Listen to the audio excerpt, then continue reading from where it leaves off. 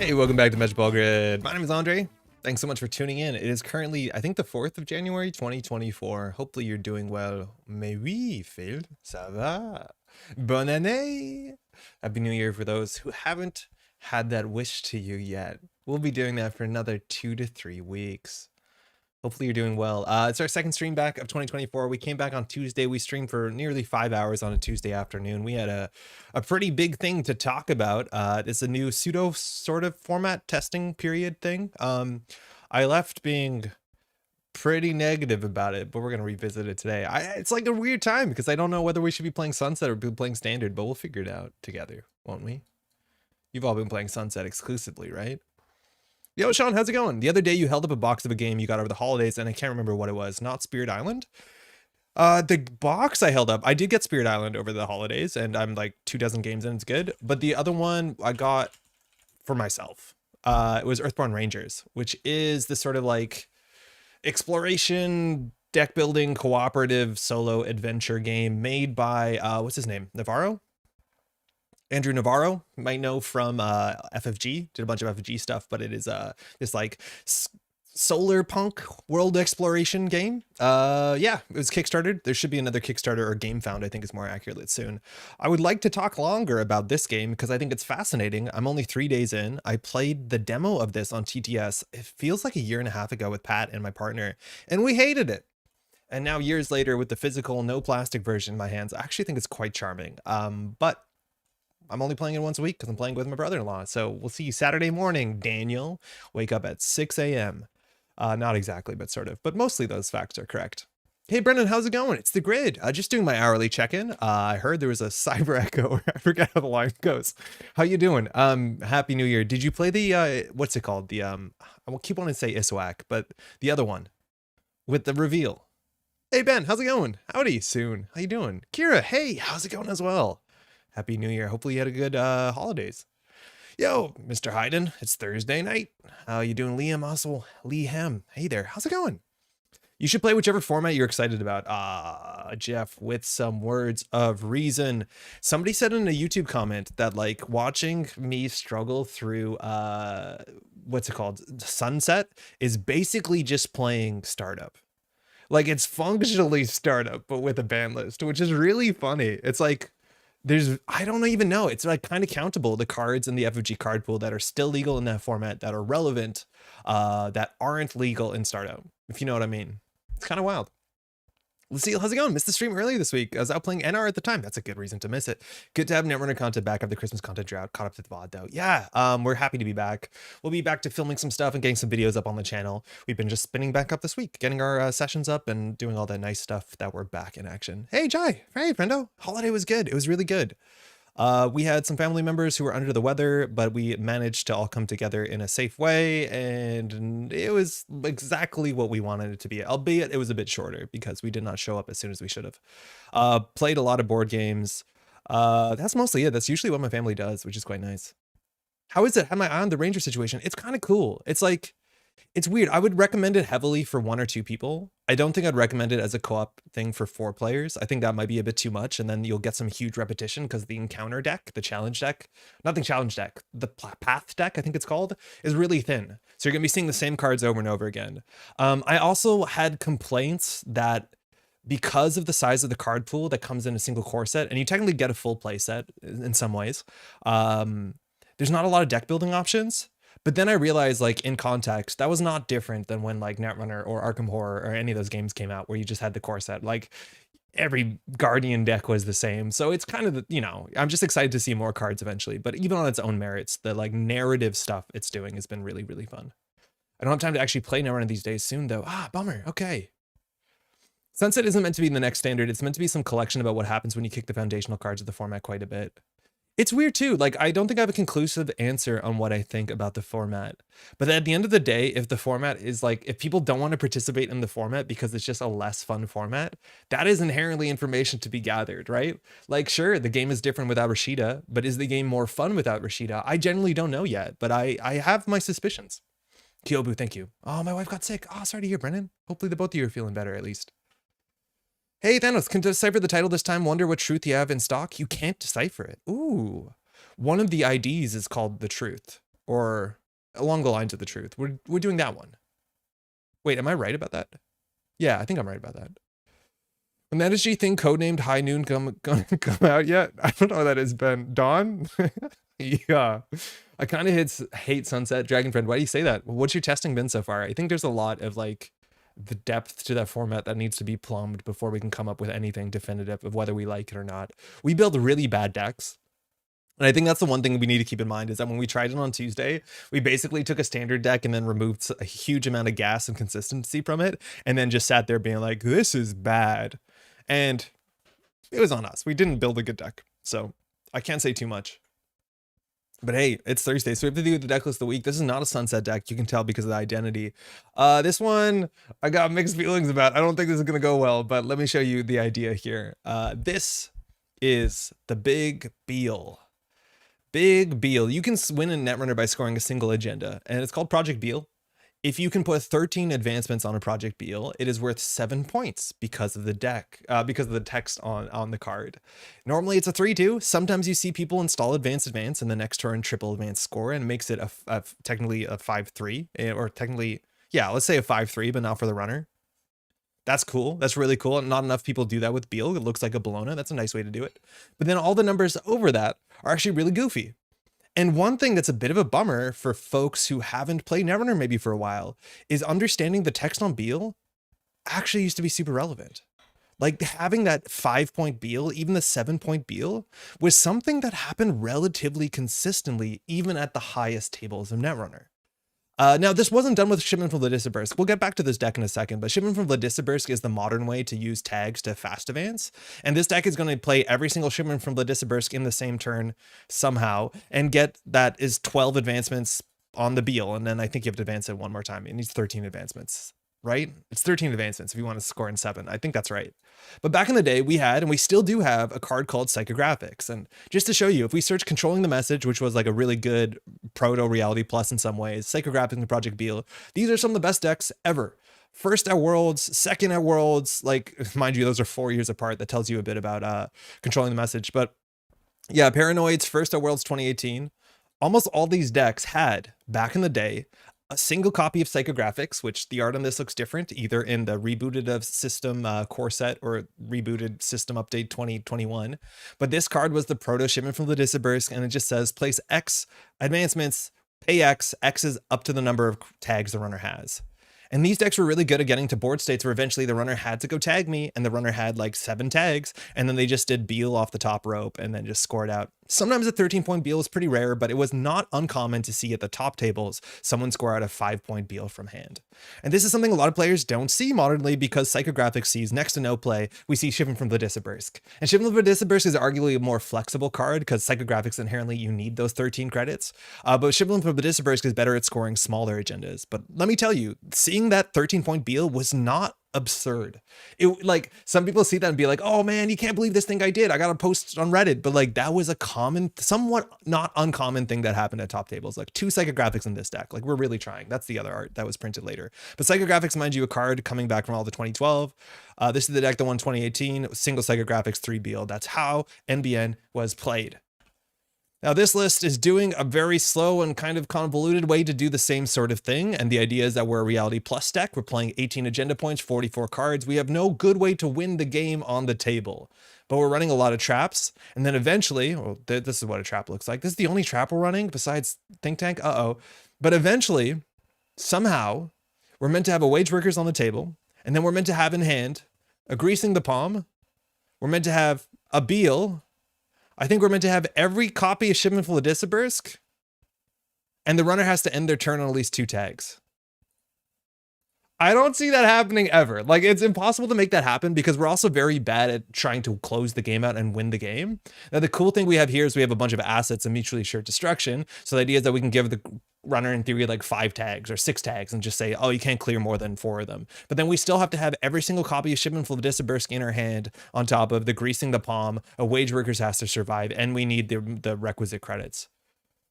I don't know that's gonna happen, but we're gonna try. It is worth mentioning we did a deck dive in startup even, and this was technically very close to standard legal deck where we built this sort of like mutually assured destruction, biotic labor, Project Beale psychographics deck. And I think just playing psychographics instead of, having 3 copies of Shipment of Disaburisk and then playing biotic labor to get extra clicks is way more consistent. But I don't think here we're shooting for, the moon, we're shooting for something really wild. But I do think if you want to score, the big thing, you just do mutually assured destruction, give them a lot of tags, biotic to get a click, install psychographics. It's way easier. This is going to be nearly impossible, and I think we're going to lose slowly because we have no way to advance our win condition and we have 3 pieces of ice, but we're going to try. It is what it is. Big Beale crashes JNet. Kyle, there's no way, does it? There's no way. That's really funny. Triple shipment, are we back in combo winter? Yo, Joe, how's it going? Happy New Year. Yeah, this is I'm not convinced. Like, it's worth knowing that Reality Plus you can draw cards, but we don't have any tutors. Like we have, okay, that's not true. We have 3 Gaslight. That might help. I just don't know why the runner just doesn't run everything on the table and then just clears tags at some point. Like we have no money. I just don't know what we're doing, but we'll find it. We'll find it.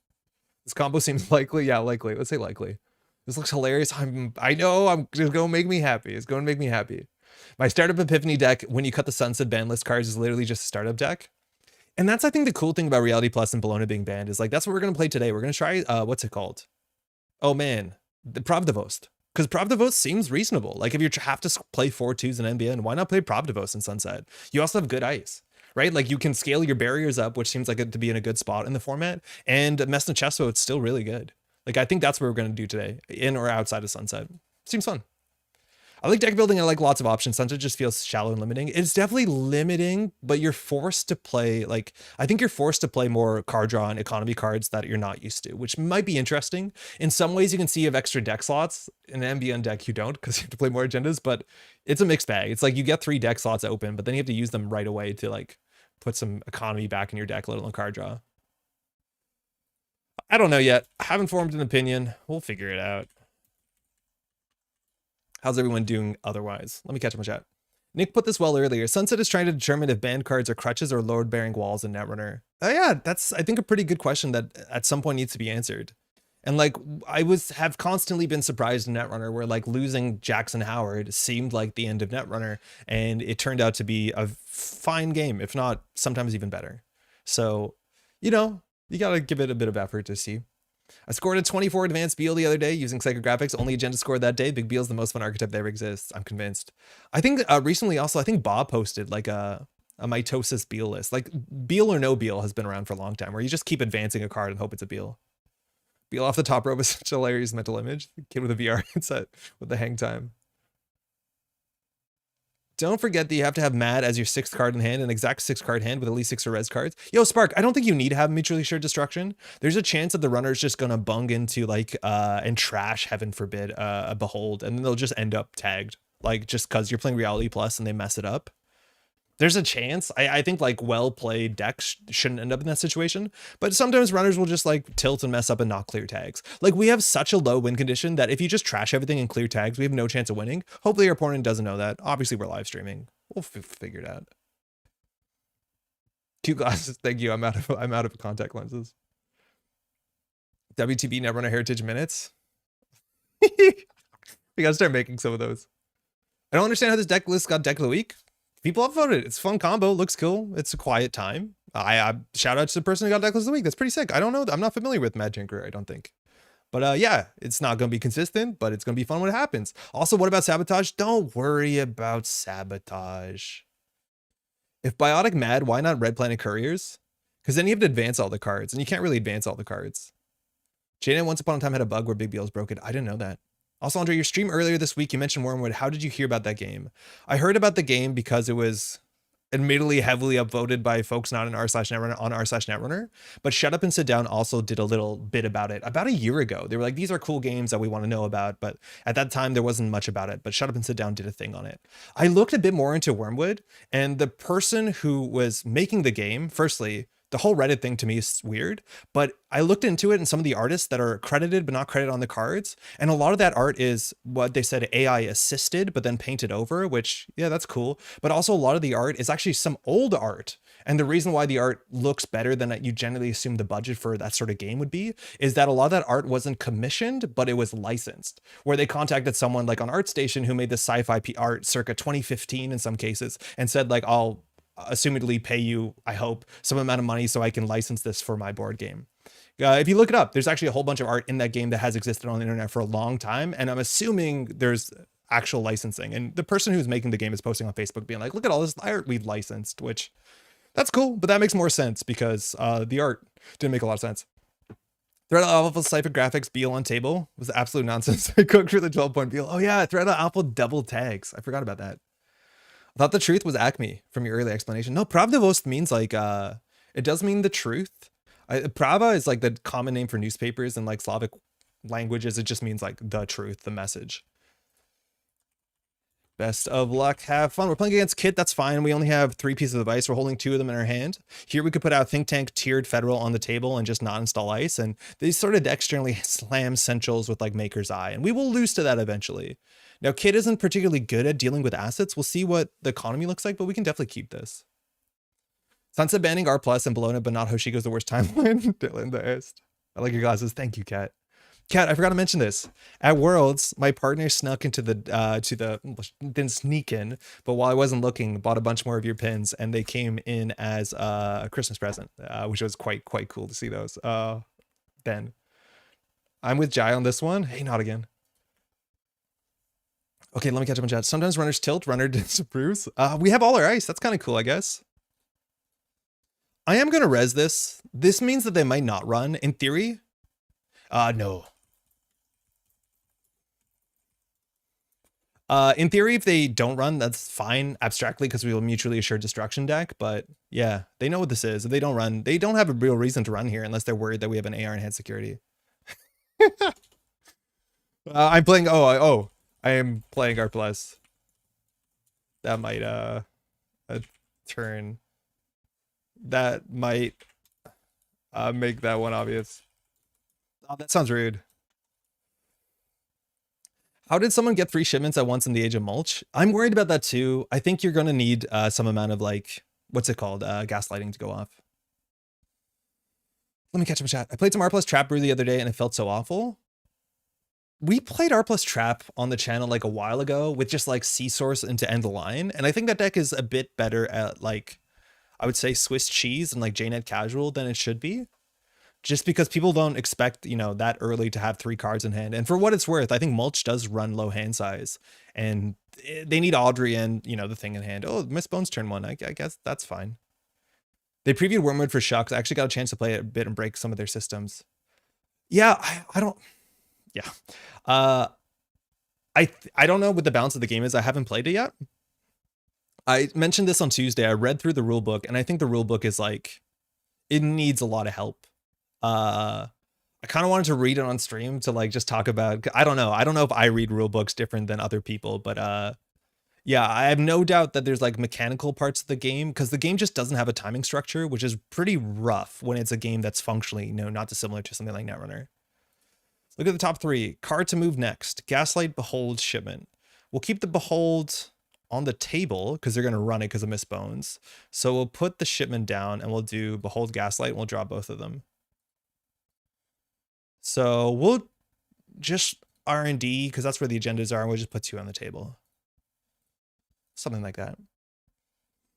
If I understood how Payu feels when someone queues up some rando PE shell game deck. Don't love them turfing the Netrunner subreddit for marketing, but they seem okay. Yeah. Regret cutting marathon. Get out. I'm not sure exactly what turfing means, but yeah, it's strange. It clearly is people came or were like asked to come in to upvote it. I don't think the people are robots. They're just like not people in our Netrunner, which is weird. Righteous indignation. Wormwood is supposed to have hundreds of unique cards, and commissioning that much art is likely not economically viable. No, it's not economically viable, which makes you like, I wouldn't say suspicious, but it like literally doesn't make sense.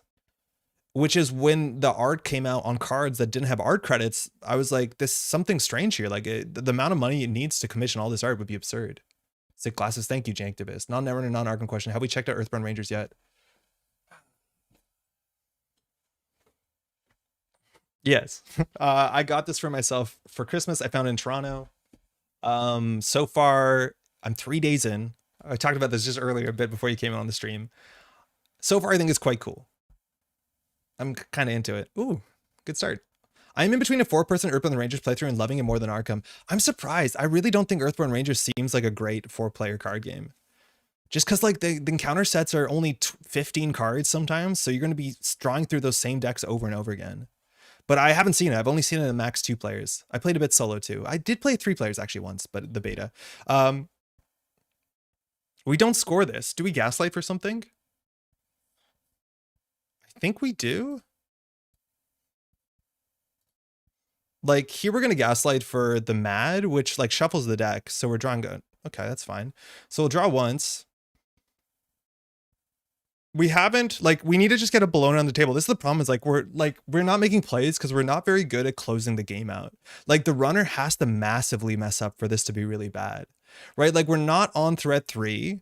We have to put things on the table. They're gonna be trashing one thing a turn. So, right, like we can res this, maybe it gets a credit, but like nobody dealt activist. I didn't get the chance to play Worm Checks. I think I heard about it, assumed it was for a gaming table. Oh, neat. Reading rulebooks is already outside the norm. The timing structure is what broke. Holding paid abilities until the end of preceding opponent's turns. Okay, I'm not surprised. And like, there's even a page in the rulebook. Crowr was laughing about this on Tuesday when we talked about it, which is like, there is no timing structure. Just do things whenever you want. And like, that's not gonna work. I don't know if anyone except Rongi Dodge can play Kill NBN. Cable Carnage. How does EBR compare to Arkham?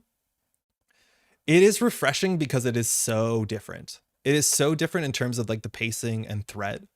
Inherently, like you can basically end your turn largely whenever you want. And there's not often you're in situations where like you have to answer something, which is very different than Arkham. It also like just fundamentally has a focus on not destroying everything around you, if you know what I mean, right? Like you're talking with people, you're reasoning with people, like your base skills, there's little to no violence at all, which is kind of cool. I think one of my favorite things is, firstly, also like whenever you do tests, there's some randomness, like you draw the top of the card that gives you this sort of like Gloomhaven type modifier, but the lowest the modifier can get is -2. So you almost never end up in a situation, barring the 1 in 24 chance, if you're counting the deck even less than that, in which, you know, you lost the game because of something. Well, if we had every single Shivan of Dispersk in our hand, we could win in this board state, maybe. Yeah, but anyways, you always are pretty comfortable doing tests, and also the fact that the resource you need to install and play cards is the same resource you need to make tests. That is a different system. That is a fair bit interesting to manage. I think we're going to put a balloon on the table and double advance it, because what else are we going to do? If they steal it, they're on threat. If they don't steal it, I don't know. It's definitely not meant for 4, but nor is Arkham. I play Arkham most often on 4 players, and I don't think it's a problem at all. I think it's easier on 4 players. I think it's a fair bit easier, but I almost specifically, play Arkham at 4 players. Yeah, 4 or 3. Got to get your first shipment so you can get second and third. I think this is where you asked that. It's wild that you asked that tonight, just then. I played Netrunner, timing down. I'm concerned that the timing structure is still broken. Shucks was over a year ago. There's just not a lot, right? Like, I don't think there is a lot written in the rulebook about timing structure. How long do you 4-player games of Arkham take? We played on Tuesday on Tabletop Simulator because of illness, and it takes us about 2 hours. When we like show up and we generally make dinner and then we have drinks and we play Arkham, it's like an evening. We show up at generally around 6. We're done at 10, 10:30. Sometimes we play 2 scenarios, but like that is have dinner and hang out. Yeah. It's not that bad. It's really not that bad. But admittedly, like you can blaze through scenarios solo in like 40 minutes. But I wouldn't, like the thing with Arkham, I wouldn't encourage people to play Arkham solo one-handed. I don't think it's a good game. I think you have to play 2-handed. Shipment from Vladisibirsk, we want one of those. Bounce coverage, that's a econ card, I guess. And Bologna. Why do they trash that card? If they don't run, it doesn't do anything. Why do they trash that?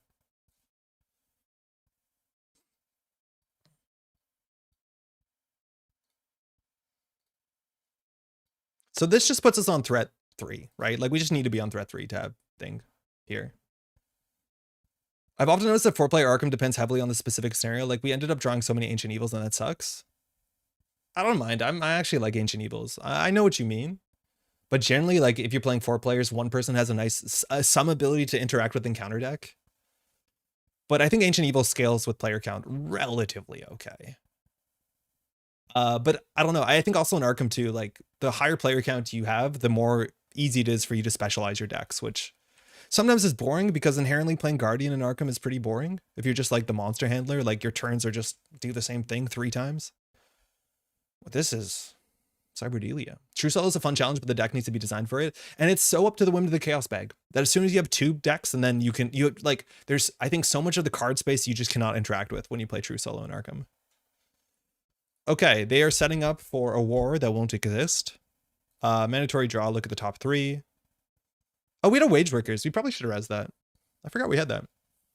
So Bologna, we can put on the table. Federal fundraising is economy. No, it's not. So shipment, Bologna. Like, we're going to mad them hard. This is rezzed cards, right? Yeah.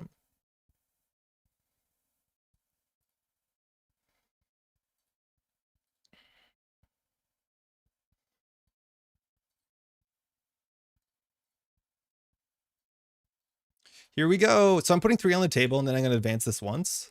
So if they don't trash the Wage Workers, we can score it out. We don't have a lot of money, it's true. Our problem is we don't specialize because we want to play random weird decks. Oh, you can do that. Like, everyone can be a generalist. That also works. That's fine. But like, currently we're playing through Return to the Forgotten Age. I am playing alternate Jim Culver. So I can do clues, a bit of fighting, a bit of everything. Then we have Mark Harrigan. Everything gets hit. What's on top of the deck? It's a Shimmer for the Disappears. I don't think we care about this. And then we have the Daryl Simmons and Kamani Jones. So like we have one person who's good at flex. We have one person who's good at evading. It's really fun. Flex. Top of the evening to you, Andre. How's it doing? What's tonight's deck docket? We're doing the deck list of the week, which is the Shipment for the Disappears combo deck, which I don't think we're going to see the combo the way the game's going. But we're going to be playing some Pravdivost in and outside of Sunset, because in a world without Bologna, playing 4-2s makes... They're just letting us do whatever we want. I don't know what they're doing. I think they think this is traps, but we win in 2 turns. Like, if they don't run the think tank, we win if we don't lose to Conduit. But we know what we don't lose to. So we'll do federal fundraising. Look at top 3. So we know there's no agendas there. So we'll put... We won't draw. No.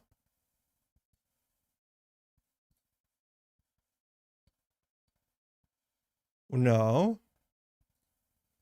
No. Okay, we have Oppo. Gain 2.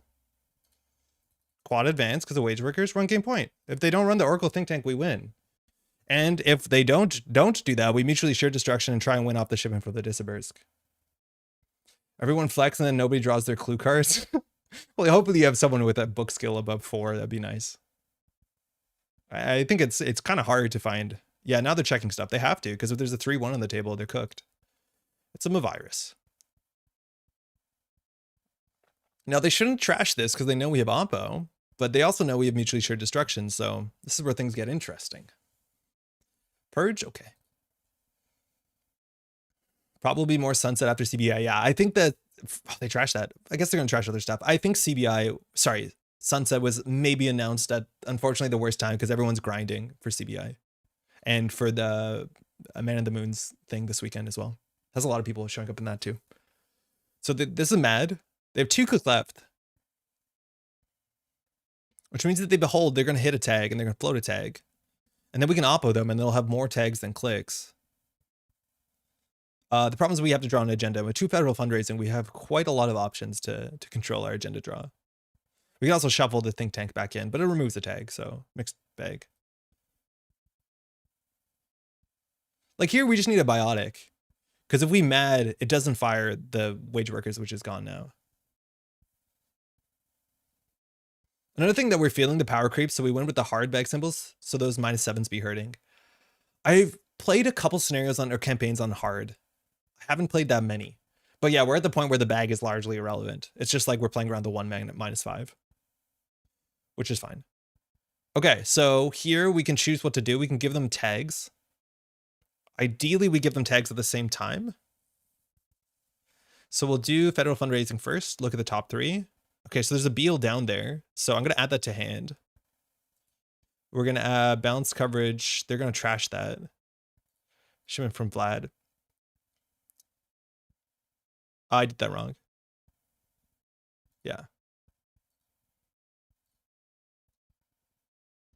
So it's an operation, right? Yeah. Yeah. Okay, cool. Rip think tank. Oh, yeah, right. Wait, never mind. I forgot. I totally forgot about that. I thought we had the fast advance out. Good game. Oh, man. Just win? Yeah. I forgot about that. Yeah, we were so far away from the combo, but admittedly, they just let us do whatever we wanted to do. Like, they didn't interact with our stuff. They were over set up, right? Like, they're installing cards that won't pay off for many, many turns, like the Cyberdelia, the Turbine. We've shown 1 ice so far. But if they just put pressure on and just ran and trashed everything and just like click for credits, we have no chance of winning. Because if they don't have the board state, we can't mad them, and we barely have the credits to do a single oppo. Glad we got those 2 credits. Tell me about it. Glad I clicked all those buttons. But yeah, the chance of having all of this, it's pretty difficult, right? Like if one shipment from Vladislavsk is on the bottom of the deck, like you're cooked. It looks like our shipment. Oh, I guess you could get Gaslight, but yeah, it's. I thought Andre was gonna go for the BM. Yo, Padragon's going. Yeah, me too. I honestly thought I would too. Classic Shaper losing because installing cards. Yeah. Admittedly, like this is a big thing, and I'm not trying to be rude here, but it's always important to play the matchup more than it is to play the deck. I'm not saying that this player did it, but just in general, that's always a thing to be like, okay, Cyberdelia is in this deck because we're gonna maybe need the MU against matchups where we need all our programs installed, and if we're breaking enough ice, this will pay off. But in this matchup where we've showed 1 piece of ice, it's like not the most important thing to get down, so you shouldn't. This is playing the matchup versus playing your deck. A lot of people just play their deck relevant to the matchup, and it only works when you have a good matchup then. As in standard difficulty in Arkham? Yes. Yes. Classic. I honestly was enjoying the extra challenge because their decks were just too broken, but Scarlet Keys is so annoying. Oh man, yeah, Scarlet Keys is something else. We'll do 1 more of this just to see what happens. It depends what we're playing. Like, we don't go out of the way to play the best Arkham decks. Oh, we're gonna get imped. We're gonna get imped so bad. Oh, Ion has our number, but we're gonna be imped so hard. But sorry, with our Arkham, my group doesn't go out of the way to play like tier 1. Yeah, of course it is. Tier 1 best decks possible. So like, we don't mind playing on standard because like. We play Taboo, but we don't go out of the way to be like, this is the most powerful deck. We generally try and build decks that we think are fun. Hey, thanks, you too. So Ion posted their version of NetDad's Lou Imp deck. We should have a 0% win rate, literally 0% win rate, because they're going to have infinite Lou, and we have 3 ice and no win condition. So unless they step out of line terribly and we can catch them with an oppo immediately, and even then, like, we'll never be on threat 3 because in theory they're just going to imp every single Bologna. Wait, does this deck not even have Spin Doctor? It does. Okay, we just didn't draw one. Yeah, this is not a great matchup. No, I would say we have about, I genuinely think sub 5. Like, you know, exaggeration for content? No, sub 5. Sub 5% win rate. It has to revolve around them hitting a Behold really poorly. This hand is nothing. We need an oppo early. Infinite Imp is so brutal. Yeah, you can't play a deck like this. Scarlet Keys from the people who brought you red skins. Okay, Kyle, that's not exactly true at all. Oh man. Hey, Coke and Sympathy, wanted to say thanks for all the Netrunner stuff. Any chance you might do intro bids into Marvel and Arkham games you've mentioned? I would really like to. We have intentions to start an Arkham channel in just a bit when the new set comes out in February, it seems what it should be. I would easily take a stream on a weekend or something, and there's actually a very good JNet client that is just up that allows you to play Marvel Champions online. I think I'd rather play that than TTS in a heartbeat, but yes, I would really like to. I think there's a lot of folks, and we've done an Arkham tutorial, mind you. It is on the channel, Coke and Sympathy. I don't know if you've seen it. It's on YouTube. We did an Arkham tutorial. It turned out pretty well. Yeah. I see you found it. So here I think we do actually purge with Mavirus. It saves, what, 2 credits? So we're paying 3 credits to save them 2 credits. My how to play is a single line. Yeah, and you nail that line. I'll check it. Yeah, for sure. We also have like a deck dive that we did for April Fools, as much as I very embarrassingly played the deck wrong in a very obvious way, which you'll see in a second.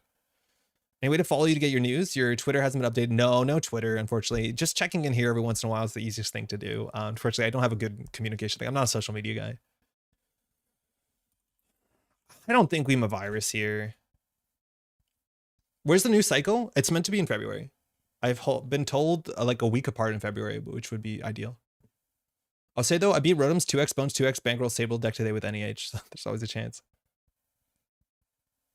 Ah, they paid money. Well, this one will be imp then. But they can't imp this one if we purge the imp. Get out. It's okay not to be on Twitter. Tell me about it. Hey, Dana, nice 3 of a kind. These are going to be very good next turn. Yeah, no, we're not going to win those. The only thing is like this deck can struggle to get its economy up. Like you really need to the price into a Knob Curry. I would have res balanced coverage, but I wouldn't have called agendas, so I don't feel bad about that.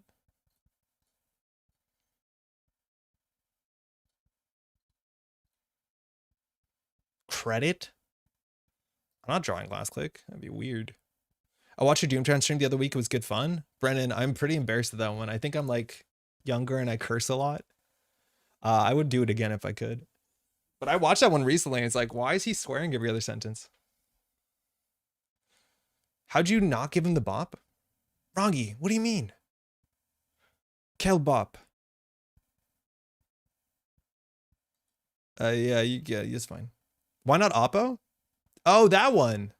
We'll get to this turn. You're right. Yeah, we could have. Oppo Boppo. I can't chip with no targets. Ooh. Let's go. I didn't even realize that. Oppo last click. Yeah, I think Oppo last click would have been fine. Fine to good. We have no way to capitalize on it, so it just slows them down. But with like 3 spin doctors, when in Rome, really. Undo turn? Oh, excuse me. No, not at all. Deck doesn't make a lot of real money, doesn't Oppo? That doesn't make money. Oh, their deck. Yeah, okay, never mind. Non-social media, non-corporate social media is the right social media. I don't know about that. I think it's like really unfortunate that if I have to miss a stream or, you know, there's a special announcement because like, oh, we're going to do something cool. I have no way of communicating it to people who would probably want to know it. I think that's a bummer. So I think there should be something. Maybe I should just use the community tab on YouTube. But like, again, that is social media and it literally makes money. It's literally free. It doesn't. Come on. I know what you mean. You think we're not going to do this turn and it's going to be better? When we're going to do triple credit Oppo? Go to self-growth program the imp so they can reinstall it. Okay. Do we do credit, res wage workers? No, that's bad.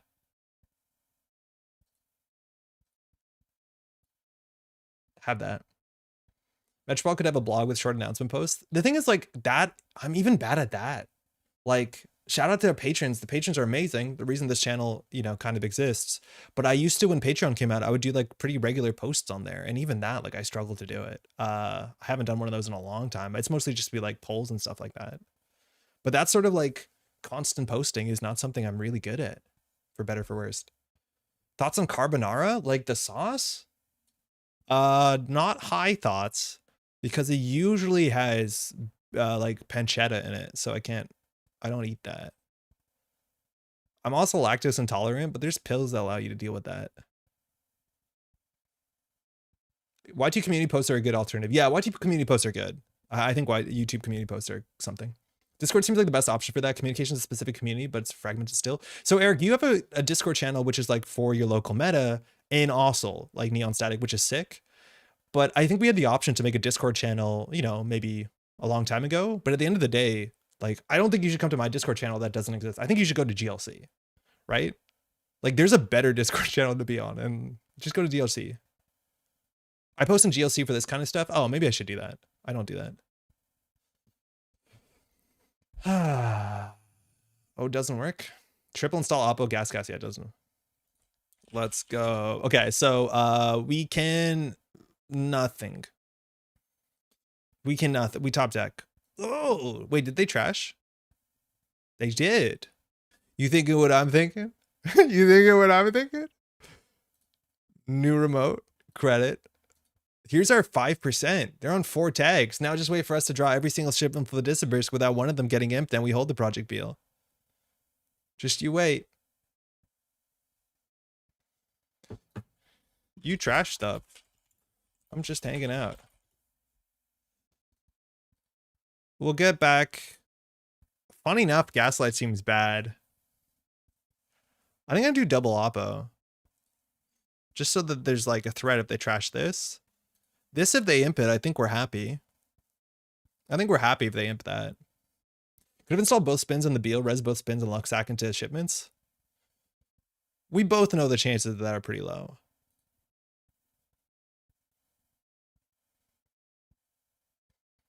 All right, we're grinding them down. The 50-50 Beale's unprotected HQ, the shares to win cons. Oh, yeah, no, now we have more cards in hand. Just cleaning the tags. It's okay. You see, the thing is, like, they'll imp the Oracle Think Tank, so we need them to hit the balance coverage first.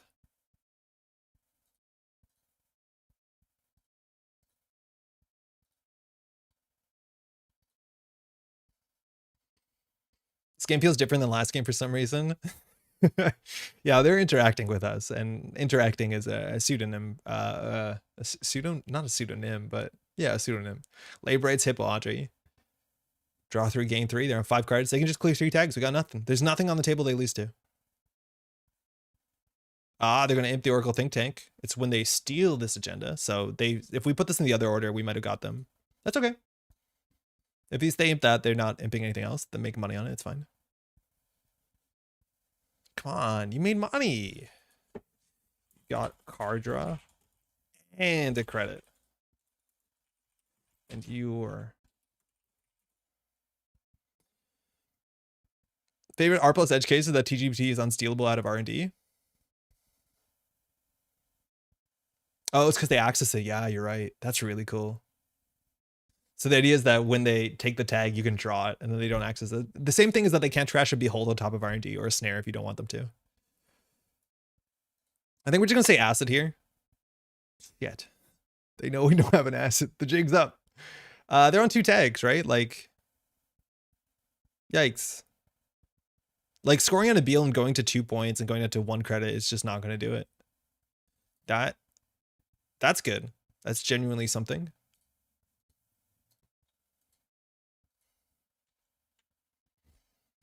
At least I just spilled my tea. I was going to say I have my tea. It's okay. It's okay. It's just a bit wet. If only they didn't make the Earthborn Rangers box out of entirely cardboard. Hold on 1 second. I have a couple problems to fix. I'm going to purge. Just because it feels good. It missed Earthborn Rangers. Don't worry. Now I made a legacy game. Part of the map is brown. They trashed that. That's cool. At least I have my tea in my lap. Stop it. Bade. Mutually shared destruction. Check that out. Can you give my girlfriend Octavia a shout out? She's the one who got me into Netrunner. Octavia, how's it going? You did a fantastic thing getting your anime fanboy into Netrunner. I'm assuming they really like Netrunner, which makes sense. I've played it. It's good. Well done. You both now have fantastic taste and are maybe part of a great community. And also you know each other. What's the chance of all 3 of those things happening? It's pretty low. Well done. Draw. This is going to be so good when we can't fire it. Oh, shit. Hold on.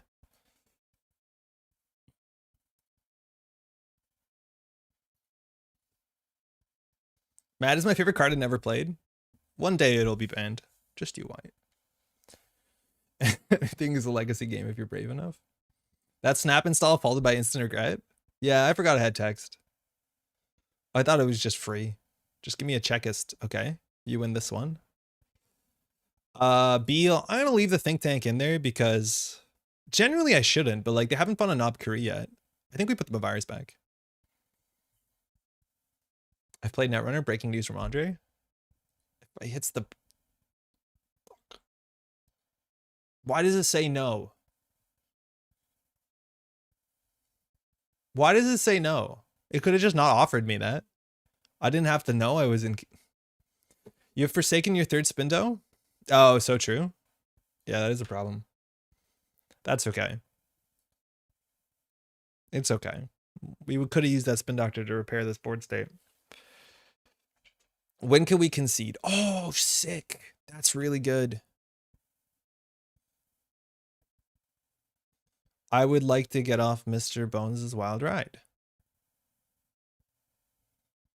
There is no play that makes any sense. It's cool though. Like this feels like a boss battle where like the boss has 3 hit like, you know, health bars, and every little attack you do, you think, you know, it does whittle it away in a way that is technically perceptible. I could have rezzed that.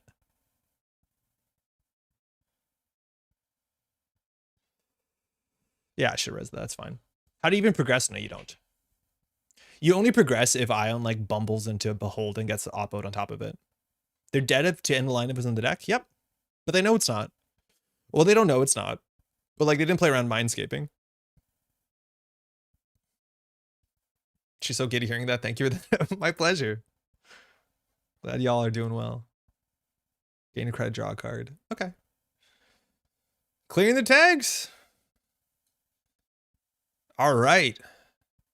The virus was slightly poorly timed. I think we do need ice up fundamentally HQ. So I think we'll just do something like this. We'll res this now. They probably don't run.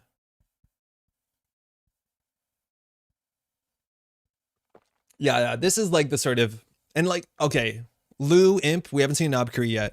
The price is going to find a Knob Curry. It always does. It didn't. I found a Botulus and a Fermenter. Yeah, I just think against any like, you know, tempo run based deck, you're going to run into a situation like this. This is maybe the worst case, but for what Lou, you know, gains in Imp value, lacks in just fundamental other economy options. So it seems even worse than it is. But the reason why the Imp would actually be super bad is because trash the win conditions, and that hasn't been relevant. Welcome back, Grid. Hope everyone's doing great today. Lazy, how you doing? Thank you. Hopefully you're doing well as well. Like, we need a Bologna behind ice. I think that's the next thing we could do here is potentially push out a Bologna in 2 turns. Oh, we need to keep this because it's the combo. I forgot about that. That's a bummer.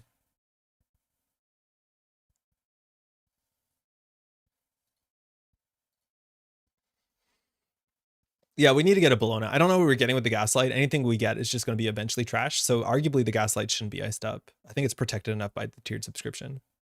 This deck's also non-Rashida, which is kind of wild, right? Like, what do you want? You want them to punish them for, I guess, for not running, but not really. And 3 cards and 3 credits is what a 44 card combo deck needs. That needs to find like 5 exact cards.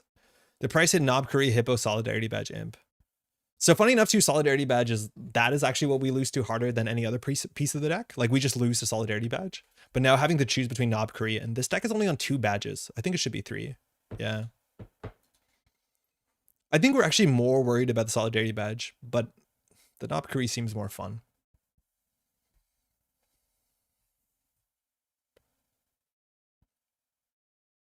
How many returns do we have to give this? Solidarity Sag.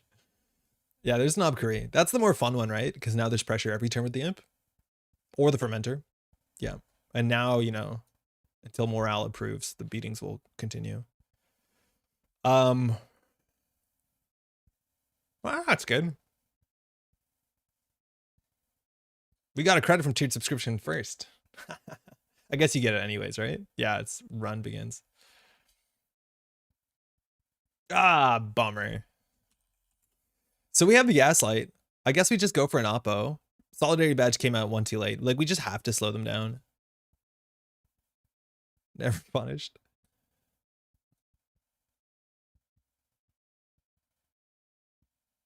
So I think we do install advance Oppo.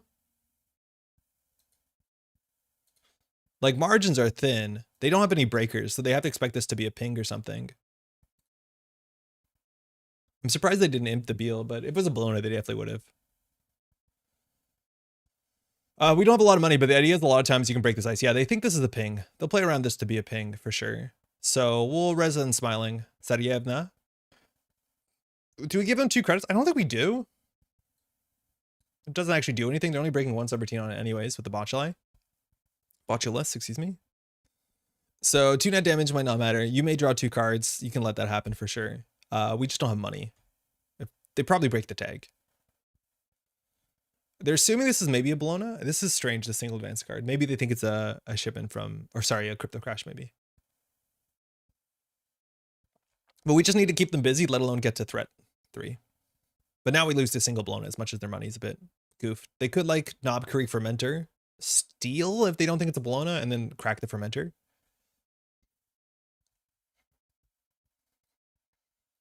Maybe.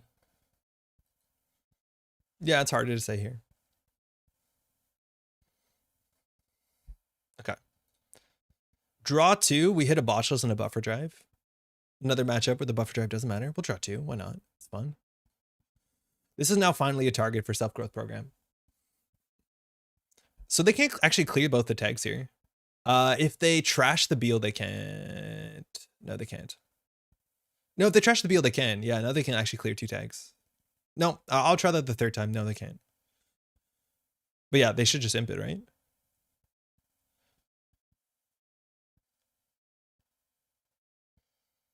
So we're actually 1 credit short of even trying to shipment out the Bologna. That just double. I have no money. You're totally fine. With which credits? It would have to be like, not even your digital life. It has to be planogram.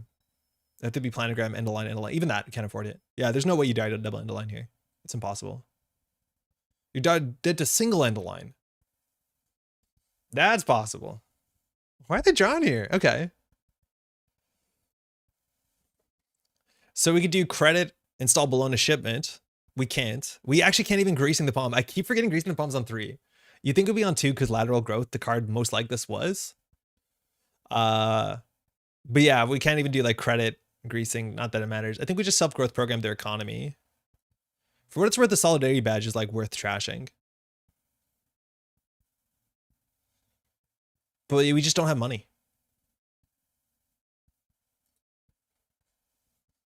It feels like we're making plays, but we're really not. I don't know. This is hinging heavily on Fox not knowing the list to a huge extent. Serevna is okay against botchless. It's not the best. Okay, we can't res them a virus. Just gotta aim something. It gives you solidarity badge, allows you clear tag. And then tags are gone.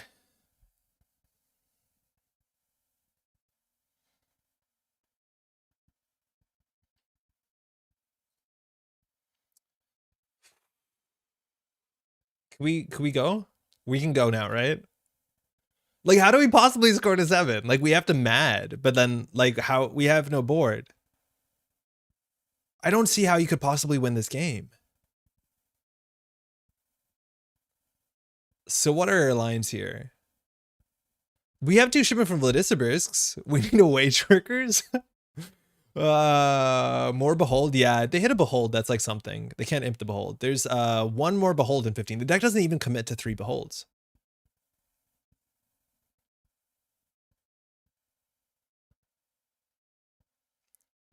I think we just install this credit. Let alone 4 credits. Yeah, we need 4 credits. I think I will res this. They're gonna run anyways. Ultimate Worlds Tech. Oh, 4 beholds? Yeah. It does good for you in the top 8. I'm so sorry. We're making that joke still. Oh. At least I still have my tea in my lap. All right, we got a credit. We're in the money. We have to hit a behold here for this to be sick. Oh, never mind. No. It fires no matter what.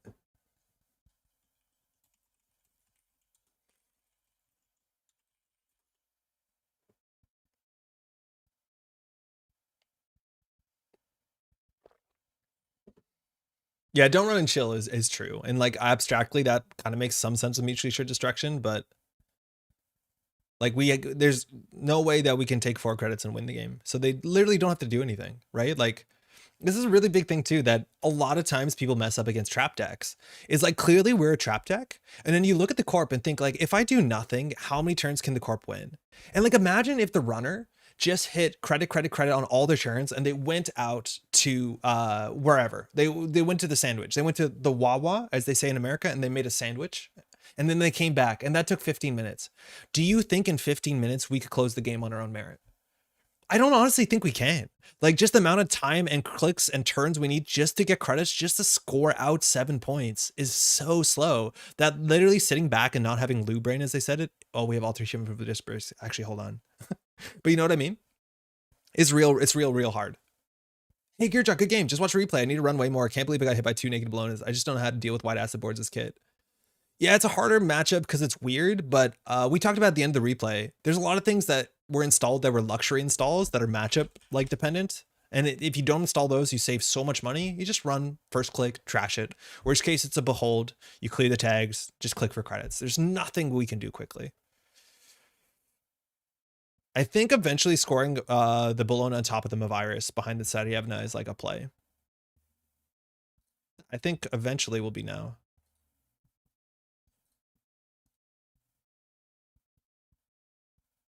I think this is good. It's not the worst card. It's better than Pad Campaign. The problem is that like it divulges information sooner than anything else, but it's not bad. Jai is super mean though. I get that. So this looks like a Bologna. Oh, the Boschos? Yeah, we'll Mavirus all of it if we need to. The run first makes sense since I had out Miss Bones first turn. I just geared towards fighting through ice. Yeah. I think also with Miss Bones, like there were some things that were trashed that didn't need to be trashed. Like you trashed a tiered subscription on a turn where that's the only thing you ran. That's technically like the worst way to deal with tiered subscription because you gave it its value and then nothing else. And if you didn't run, it didn't get any value. So also figuring out what you think you need to trash is kind of important. Any actions before first click? Oh, that's interesting. Interesting. No. Oh, never mind. They still install the Knob Korean. They still imp this. Yeah, this is not really. Can pivot at 3 count toward 2 actions for wage workers? No. You have to play 3 operations. How's it going, White Natto? Yeah, the same reason that like mutually assured destruction doesn't count as 3. But this is really smart. Like they're not running this because like admittedly us scoring a Bologna has no impact on the narrative of the game besides threat 3. But threat 3 is actually kind of relevant. I'll be honest, it is kind of relevant. But yeah, like it's going to take us a really long time to score out. Mentally cooking up Sunset Epiphany Big Beale. Tiered subscription, let's go. Hit a behold.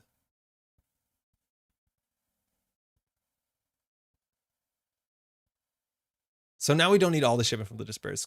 Boy, they trashed that. I think that's a worse draw than anything else. I'm surprised they trashed that. Because now we can chop deck an Oppo. Yeah, right? Like, that was wild.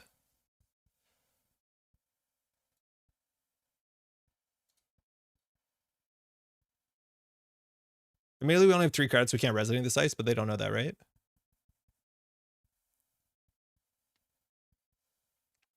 If we top deck a Beale, we can do install shipment. That's 8 counters. We need to get to 9, I think, right?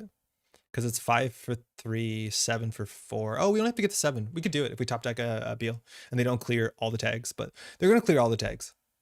They're not going to clear all the tags. We can lose 1 shipment, no problem. We'd rather lose the Mad.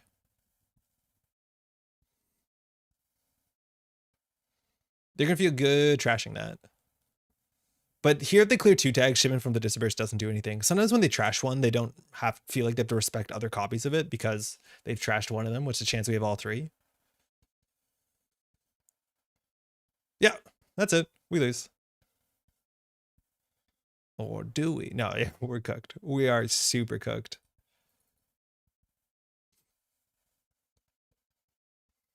So for those who are watching, is this interesting? Like, I feel like to some extent, maybe my negativity, but if I know it's not going to be an exciting matchup, should be scooped sooner than later, because this is going to be a grind out. I think there's some exciting like peaks in it, but like we're not even for a minute in control. We have to res this. I don't think we want to give the runner money. Not gonna lie, it's so bad, it's sort of funny. I honestly don't mind if it's in that camp. That's fine. Boomer. We can probably draw 2 on this. I got it and it looks tragic. D, how's it going? It's pretty bad. I'm going to draw 2. It's fine. Great.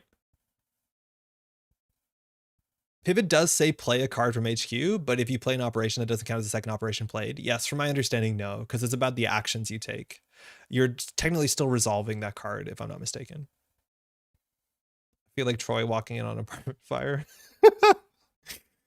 Yo, D, I played even more Spirit Island, and I think one thing I've been really excited about is like I originally poo-pooed the lightning spirit because like making everything fast is kind of boring. And then I played it and I was like, wait a second. Like, I think that's the cool thing about Spirit Island. I'm in that learning phase, is that still very regularly you have these like click moments where you realize the way that the game works. And so then I was like, wait, I should actually do some of them slow on purpose because they are slow, because then I like, it just strictly was better for that. We're not on 4 cards. We can't behold. I thought that was really cool. Spirit Island's so good. Yeah, I just got it for Christmas from my sister, and I'm falling into it pretty hard. I bounced off the game a couple times. I got some Spirit Island expansion for Christmas, quickly becoming my favorite game. Ma, what are you playing? If we had a behold here, we had a chance, but it keeps telling us no. I played Lightning this afternoon against Scotland. I was playing against what are they? Prussia, Habsburg, Prussia. Level 3 I got up to while making dinner. I haven't dived into the real hard stuff yet.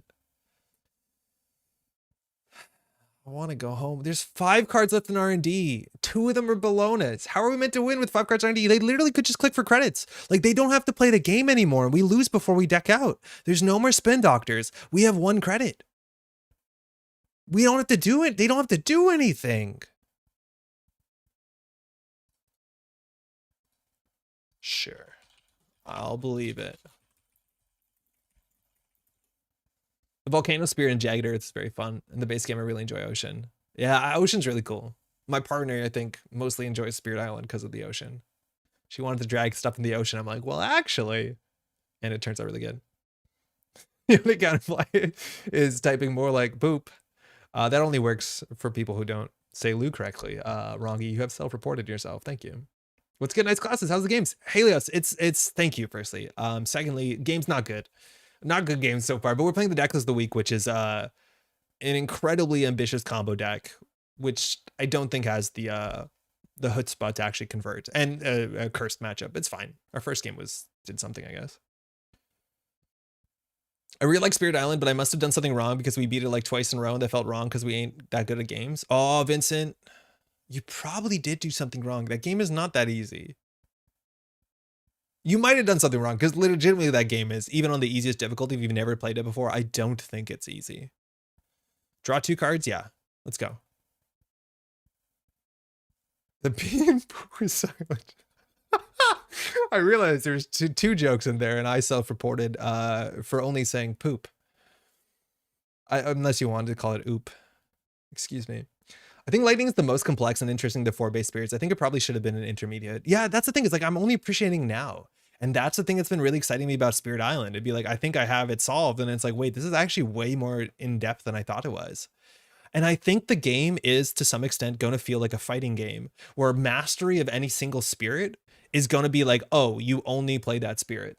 Like, people are going to be generalist good, but like to actually have the sort of mastery, you have to be like, you know, like I main Dalsim or whatever. That's kind of cool. You think of what I'm thinking? What does this cost? 4?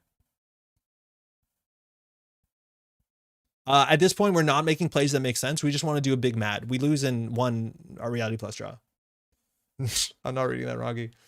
Draw credit oppo, draw 2 up oppo. It's going to happen next turn. I don't know if I've lost a game of Spirit Island on base difficulty, and I'm not that good at games. Jeff, you're legitimately like a game person, though. Like, you think about games like games, you enjoy games. I don't know about that. Maybe. But usually I'm playing with someone who owns the game. Yeah, that's true too. And they usually give you the easy one. Dalsim mains are built different. My buddy and I are halfway through Undaunted Stalingrad. Scheduling keeps us from finishing though. Yeah. I have that game. I haven't opened it yet.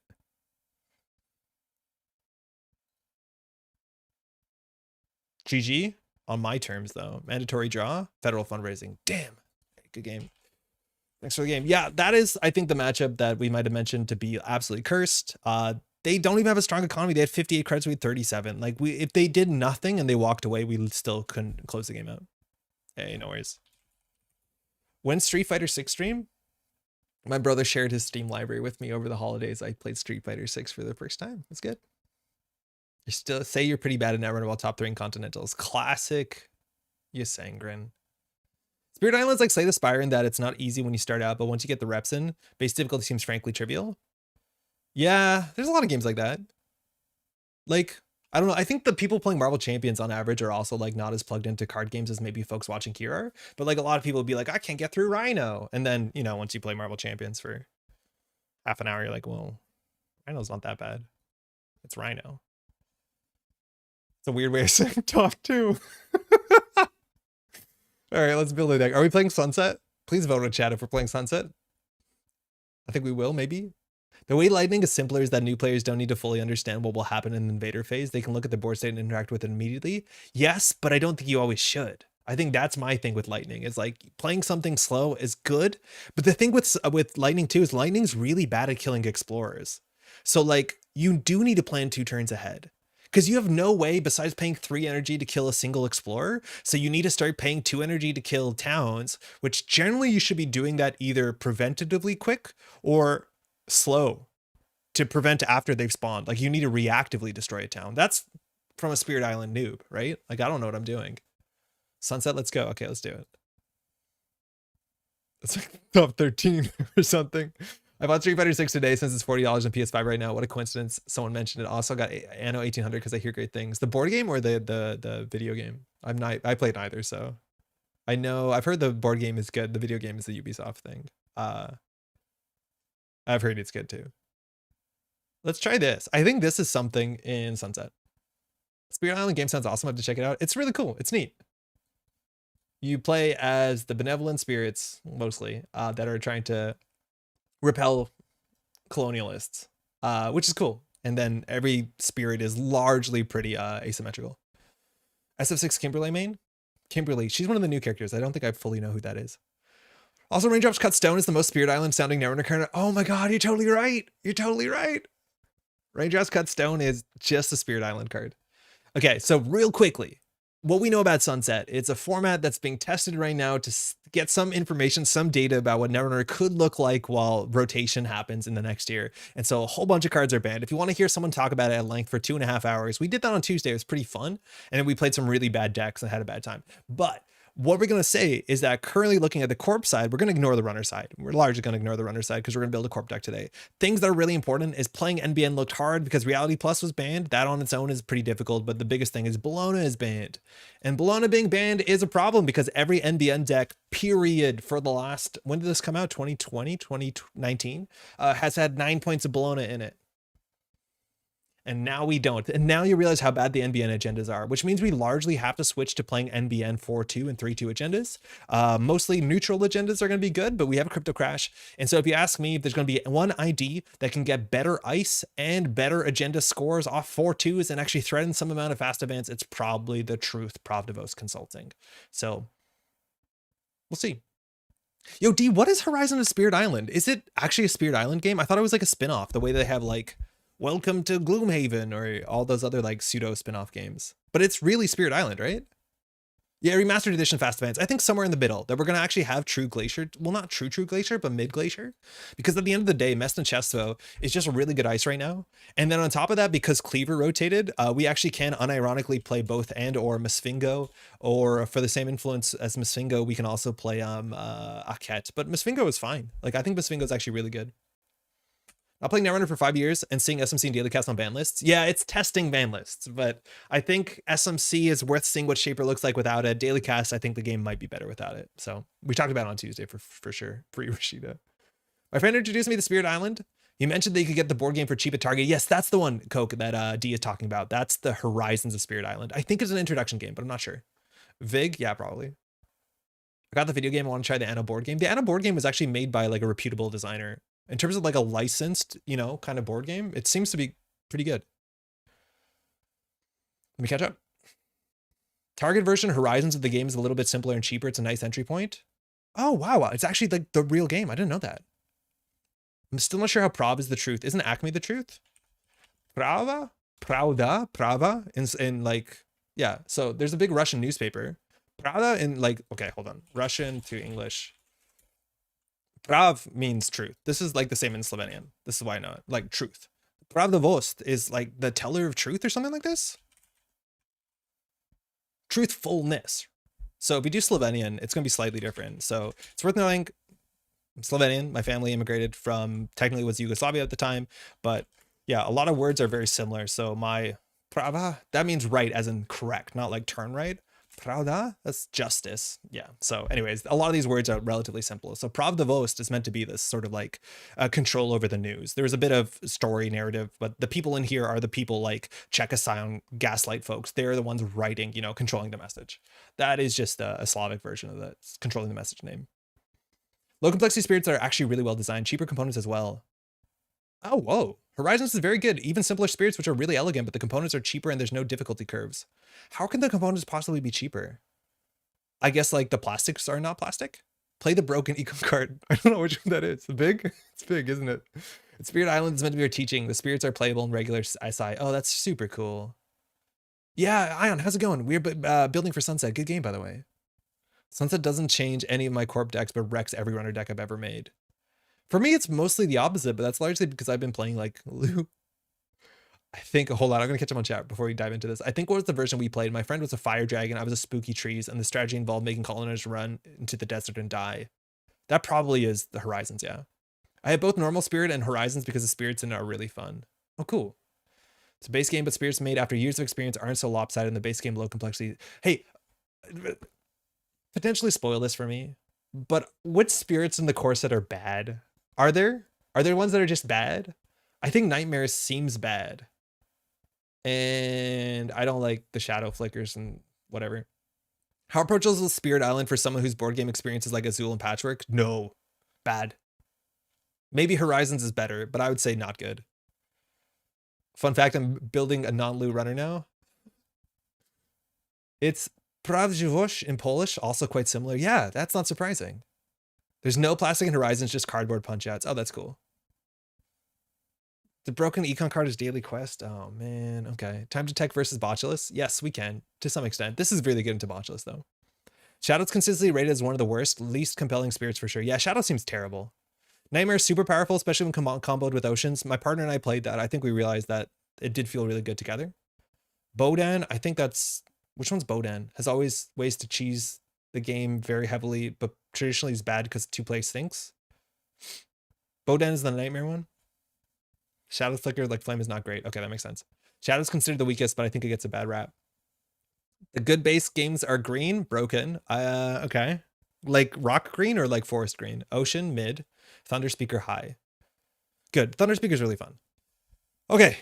How are we going to win? This is the problem, is we need to build an agenda suite. So we don't have a lot of options with agendas. We have to be playing NBNs and neutrals. So let's look at what we want to do.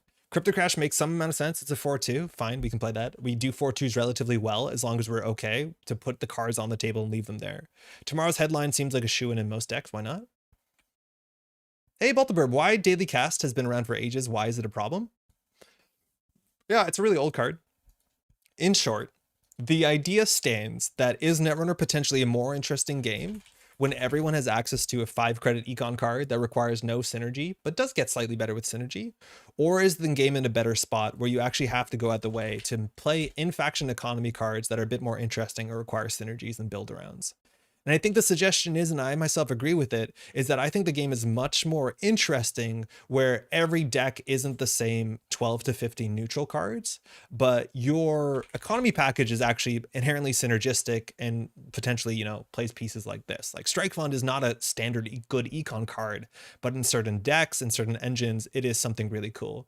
It's a way to hopefully diversify the game and make different playstyles have stronger weaknesses and stronger, you know, strengths as well. But at the end of the day, is the game better when we all have a, you know, access to cards like Daily Cast? And I'd argue Daily Cast isn't the most offensive option, right? Like you can imagine more problematic neutral econ cards potentially, but it's a test to see. It's worth noting, again, just to not put words in anyone's mouth, the folks at NSG aren't saying that Daily Cast ought to be banned. It's just that they want to do some testing in an environment where Daily Cast is banned to gather some information.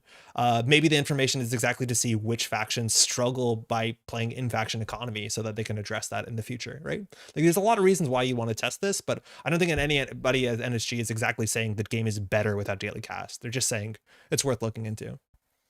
Serving dinner. Have a great stream. Brennan, enjoy dinner. Once you include aspects, none of them are that weak. I only learned what aspects are today. That's very cool. I lose most games of the ocean, but it's because I play so low.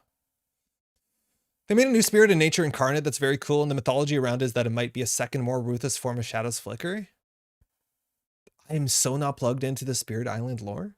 They did start introducing cards that basically turn the core spirits into parallel versions of themselves. Oh, that's the aspects. Yeah, right. I played a 4-player group and it changes the balance of the spirits tremendously. Being able to cover weaknesses of others on synergy is huge. There's like a post on Reddit of the lore that sort of like chronicles of a group that played like 68 player Spirit Island or some absurd number like that. I haven't read it yet because I still don't understand the acronyms, but sick. It's really wild when games can scale like that relatively seamlessly, if we want to call it that. Okay, what else are we playing? Beale makes some amount of sense. If we get a single advancement on it, we can't really do much with it. I think the other 4-2 that we want to consider playing to some extent is possibly, now that Mickey Mouse is available. What's the Mickey Mouse card? Remastered Edition. So with good old Mickey Mouse over here, we can score this out unadvanced as a 4-2. And then at fast ability speed, we can put an advancement on a card that's accessed. Why would we want to do that? Generally, I don't know. You can technically do it on like Messnechesso and Ice. That's like obviously pretty mid. You can use it to fast advance, but that only makes sense if we play 3-2s. Wait, Mickey Mouse? Yeah, Mickey Mouse is in that castle. You didn't know? Ha-ha! Hi, Eric! There's a lot of Spirit Island lore, like multiple paragraphs in the wiki for each spirit from the Kickstarter reveals. Oh, wild. Okay. I had no idea. I'm in here, Eric. Otherwise, I think like Crypto Crash is definitely a way to go. It's just like hard to put Remastered Edition if you're not playing full traps.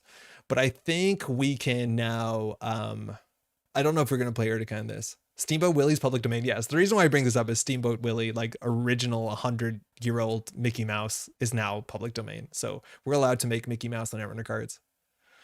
Need more Andre is Mickey to happen. I'm not a big Disney guy, but my brother-in-law, when we're playing Arkham, will narrate as the characters when he's reading lore, and he'll just give all of them like Mickey and Goofy voices, and it's the funniest thing. Please repeat this deck in Mickey's voice. I wasn't ready for the Mickey impression. Yeah, me neither. Hedge Fund Spin Doctor. Okay, we don't have Rashida, which is okay if we go slow. I think we're going to have to play like only 4-2s. There's like literally not a 5-3 worth playing, which is a bit worrisome. But we actually can even use, like in theory, you can use Remastered Edition to never advance. And I think that's probably the way that we're going to use Remastered Edition, is that if they run, cool, we get an advancement. But if they don't run, cool, we just use Remastered Edition to score out another 4-2. So I think our agenda suite's going to just be that ugly 10 where we have to score at 4 agendas, which kind of stinks. But it actually is hard. I think the runner needs about 18 to 19 accesses. This is technically a pretty robust agenda suite for defensibility to single accesses, but it's a pretty bad agenda suite to score out unless we have tricks. Do we always play NAPD Cordon here? I forgot about that. Yeah, that's a great idea. That's a really good idea. A very good card in Pravdivost. I feel like you should put that in every deck. Okay, other things that we can play. I think we could do Biotic Label Red Plant Couriers deck. I don't want to play that. I don't want to play 2 cheesy combo decks in the night, but I just don't like that sort of deck where you sit back and do nothing and then try to win and one like play. Especially when you play against Lou, it's not going to work. But it's like very fundamentally a sort of deck I don't like. Other things we can be playing. Vig, maybe. Spin Doctor for sure. We're definitely going to need some more money because we don't have Rashida card draw and credits. So like things like Predictive Planogram are not bad. It gives you the flexibility between half of Rashida. Yay. But that's not awful. It also works relatively well with your digital life, so you can set stuff up. And then where we're going to spend our influence is interesting. I think we can actually play reasonably good ice. I think 2 or 3 seamless launches is pretty good to score out and jam. I think we have some slots for a defensive upgrade. Like I'm at the point that either we play Shipment from Vladisabursk, Vladisabursk City Grid, which I think is actually really good. You can seamless launch Vladisabursk City Grid as much as we don't have 3-2s. So that doesn't really make sense. Everyone has different tastes. Yeah, no, totally. Wider, I'm not going to go wide. I don't think I want to go wide. So we could play this. We could also just like, I think generally a really good card seems to be in Sunset is Tranquility Home Grid because it like kind of looks like Rashida if you squint. Vlad is good in Prov for sure. It's not bad. It's definitely not bad. What's our remaster target? Any 4-2. So the idea is that we can never advance a 4-2, and if they don't run it, we can move a counter over. We can technically put it on ice, but ideally we're just using it to move counters over. It's not amazing. We're going to try it out. But yeah, it's not like we're going to score out Beals, but like we don't want to score out Beals. Actually, there's a chance that we want to put Beals in the deck because you can seamless a Beale out. If you do naked Beale, you could do seamless advance to get a 5-3. Steamboat Willie Endurance All-Star would be so sick. You could sell it for money, I think. I'm not sure. 1x Spice and Clearinghouse Vlad Grid for surprise kills. That's really tricky. I'd rather play Urtica, I think. Because with Remastered, maybe. Yeah, maybe is a one of. I played Biotic RPC Big Beal before, but it was really hard to assemble back then. You don't include copies due to influence with Gaslight. Yeah. Shadows over In's mouse. Vig is like possible. Like Vig is something. I don't know how easily people trash Vig, but like Vig is a distraction. There's a bunch of other stuff you can put in remote servers, and like that's also a big thing with the Rashida gone is you lose things to put in remote servers. So like what's it called? Reversed accounts, like just things that they have to run, and if they don't, we get some amount of value from. There's value to that. How many times can he say value? I don't think we have enough money in the list. Like I think we do play Regolith. I feel like everyone plays Regolith. That seems a bit slow. We'll look at the upgrades again because we have a lot of influence to work with. Now, Ice is pretty good, I'd say. I think Ice is actually relatively good. So we can play. What's good NBN Ice look like? The mouse is the madness. Wraparound seems pretty good right now. VSA is relatively cool. We're not going Tag NBN, so no Checkus. No, we're not really having. We don't really have any reason to play Tag Me. We're gonna try and be more like a mid-range Glacier. Regolith quietly propping up half the corpse up there. Yeah, tell me about it. Wage workers be damned. So message with 3-ups, super simple. I think Basilisca is probably worth something. I think people just don't like going through it. I don't know how cheaply break this. Rip NGO front. Yeah, Randall, it's gone. It's okay. We can play 2. It's fine. What else do we want for Ice? Pop-up window, I don't mind. Generally, they don't like be running a lot because we already have an ability. So top-up window doesn't feel amazing. Other stuff is like Musfingo seems really good just because Cleaver is gone. So I think big betrayal at Mouse on the mill. No, I can't think of one quickly. It's fine. Know your limits. What else do we want for Ice? Is there anything really interesting? You have to play MIC because MICKE mouse. Oh man. Here's the MIC mouse club. Treeline? Treeline's the same influence, right? Oh, Treeline's more influence. So I would argue in a world without Cleaver, Treeline is actually probably less desirable than anything else, like a Ket. Because Treeline, if people are not playing Cleaver, like Cleaver is the hardest way to get to Treeline. But if people are playing Botulus, which seems to be the most common way to trick through Ice, Treeline's actually relatively bad. So I would argue that Musfingo probably for one more influence fits into the Treeline slot pretty good. But Treeline's worth considering, probably specifically not in Sunset more than any other format. You know what I mean? It's just like many subroutines now is very hard to deal with. I think the only thing that deals with that relatively well, and I think you still end up paying like 5 credits, is if people are actually playing Lamb. It's still 5 credits. A Ket Prob is sick. I actually played a lot of it. Yeah, I think a Ket and Musfingo fall into the same camp. But I think a Ket's the same sort of thing where like if people playing Botulus, they just Botulus this. And I just don't think anyone has any way, period, to deal with a Musfingo well. Actually, besides Hush. Hush eats it. Cyberdeck Sandbox 3x to mess up the read. Cyberdeck Sandbox has been banned in Standard for years. Drafter Mavirus. I like Mavirus. Banner Stonks Rising. Oh yeah, Banner beats that. Banner does beat that. Yeah, Mavirus seems good. We could play a Magnet. Do you want Magnets? Yeah. I think that's good.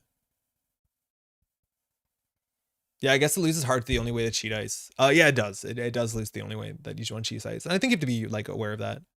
We only have 11 Ice here. We need more Ice for sure because we inherently are going to be jamming stuff behind Ice. So we want to get stuff that is relatively annoying with an influence. So Messenger Chest Magnet, like maybe we can afford a single Toll Booth. Yeah, Eric said Toll Booth. I like Toll Booth. Is Jua annoying? Jua seems kind of annoying. I kind of like Jua. Otherwise, like, what sentries are we playing? Are we playing a single Hydra? I don't think we're going to be able to afford it. But otherwise, like, Starlit Knight doesn't really work with our list because we don't care about it. Basilisca is, like, mid-range. Drafter is a possibility. We have a couple things to install. It's not the worst. Like, an F2P doesn't feel like anything. Sandman, because apparently there are plans for Steamboat Willie horror movie. There's a couple horror movie Steamboat Willies coming out. Sandman is a code gate that gives you clicks, right? Oh, no, wow. That's not great, is it? The 5 stages of sleeving / unsleeving Jua. Yeah, we'll unsleeve it eventually. I just don't think there's a better target for sentries, right? It's just like Hydra and then like Jua. Give me a 4 strength NBN sentry. That's fun. Sync PRE is not bad, right? Unfortunately, we don't care about the tag, but they don't know that. They don't know that. Maybe have it give a tag or EDR on encounter. Wait, which one? Kato, we're building a Sunset NBN, so we're trying to play with like 4-2s and kind of push out in a remote server. Hopefully, I don't know how it's gonna go. How you doing? Drafter to fetch a big and immediately get advancement on is cute. Yeah, it is cute. That's definitely cute. This sentry slot's really dogging us. I don't know. I generally don't know what to play in the sentry slot. Sarievna, maybe? How does this deck win? I don't know. Score out. I don't know. It's a new format. Who knows? It's not by playing Rashida, that's for sure. And keep momentum. How does any deck keep momentum without Rashida? I feel like we have to play traps. Like, okay, hold on. Draw 5. We have too much ice. Or too many cards, I mean. Surprise Rototurret. I don't like winning like that. I don't want to win Netrunner because I surprise trashed a program.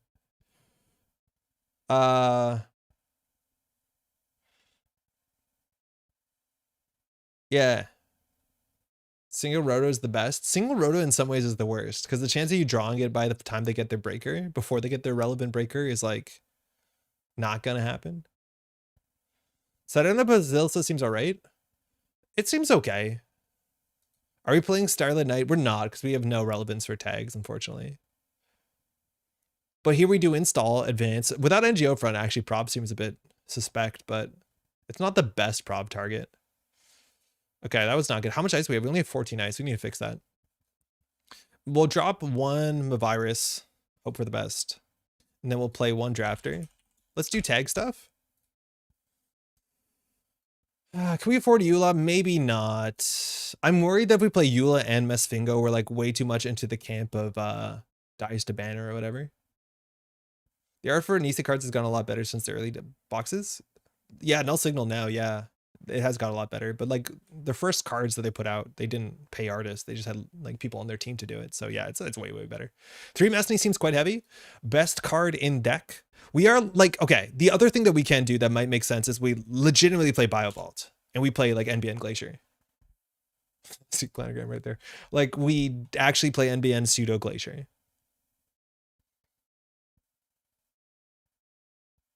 You know what I mean? We cut the Vigs, let's be honest. We're going to advance our ice. We're always going to advance our ice over the big. But if we have Biovault, like we need defensive upgrades. I think all we need here is defensive upgrades.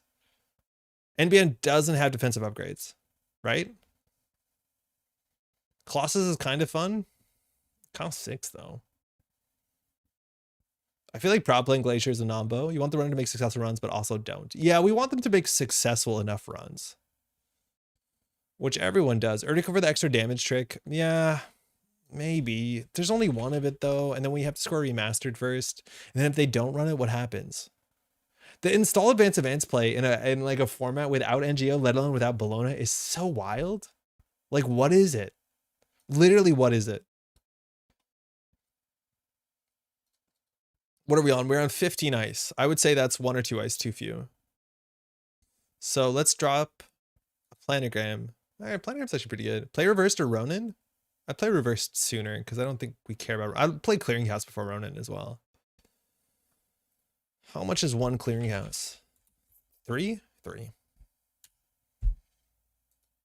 I don't know. Spending your whole turn just reversed accounting doesn't seem like a good use of anyone's time or money. So here we do hedge fund. We mess in the chest with Sarievna.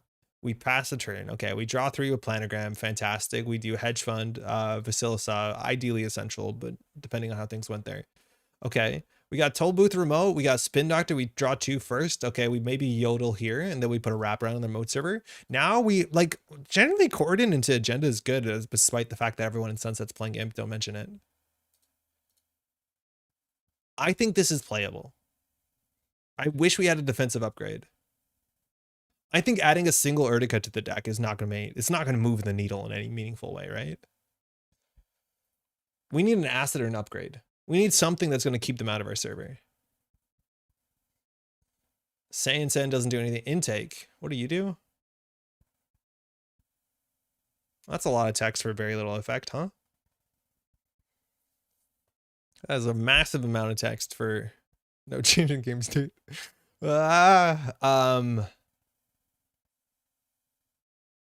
Cali testing doesn't make a lot of sense. Amaze doesn't make sense. Squint real hard and it's Imtech. Yeah, right? Let's play one intake.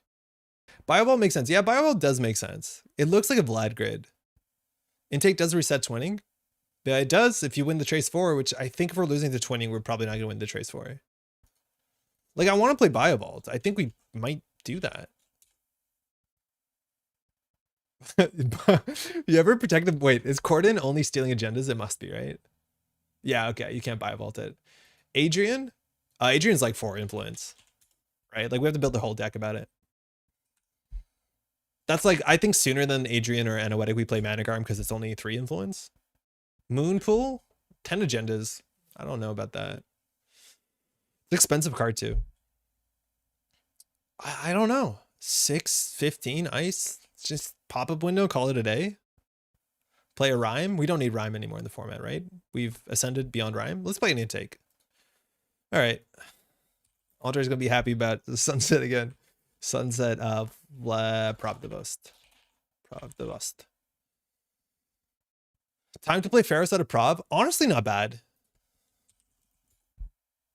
It's just the amount of effort we do to not to play Built to Last is unfortunate. Play Bloom. That's like the move. Swap 2 cards, right? There's some really wild dice out there. The red sand cycle sure was mostly a cycle. Okay. New corp deck. Prav. Attempt. Sunset. Pravdivost Consulting. Political Solutions. Okay. Like, this person may not be defensive, but it sure is an upgrade. Like, yeah, it's not bad. Like, if they don't run it, like, you do install advanced events. If they don't trash it, we can score from hand, hopefully. Like, that's good. That's something. Excuse me. I never know if it's called Sunset or... It's called Sunset because cards are sunsetting. Yeah. If only we still had Mouseless. The amount of decks that existed that were pinned on the back of Mouseless being pretty good for the cost. I even looked at, like, the old... what's it called? Super Modernism. We did a Startup Modernism deck. It wasn't Startup. No, we did a Super Modernism deck. And then I tried to modernize it. I'm like, whoa, there's a big mouseless shaped hole in here. It's called Sunset because the sun sets before the dawn rises. Yes. Well, depends on the time zone, right? That was called Sunset because it's set after its codenamed Dawn. Well, the set after it is codenamed Liberation Cycle Part 2. Read a book. Yo, Aaron, I'm doing good. How's your holidays? Happy holidays. Happy New Year. How you doing? How's therapy been? Physical therapy. Thought it was called Sunset because the set is... It's fine. Nobody's playing Sunset. Oh, Jethrin is. Read this. That's passive aggressive. I imagine there's a lot of frustration out there. Hey, Lava. Probably should put the sunset on the front.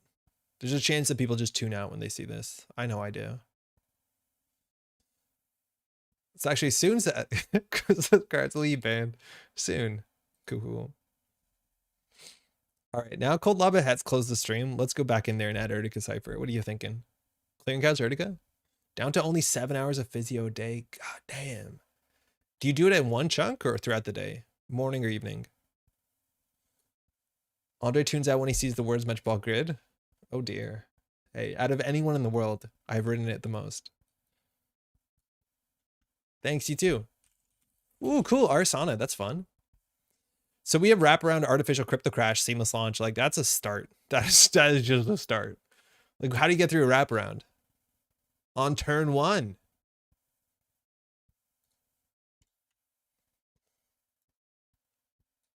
I'm just going to jam a Rashida turn 1. I'm just going to undo click. I'm just going to jam a Rashida turn 1.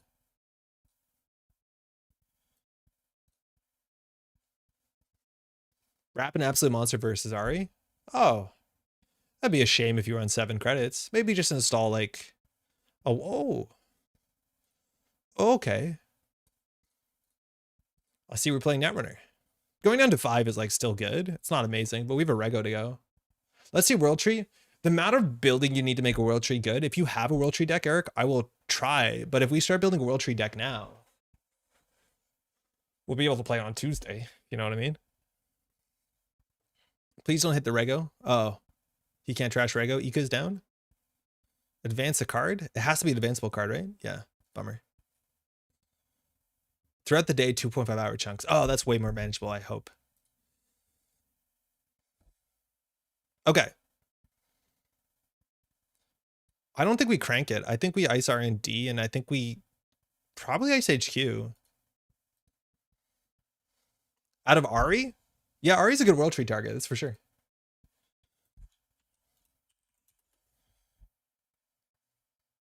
I wish we had any card here that had the advanceable text on it. There's nothing in faction that does that, right?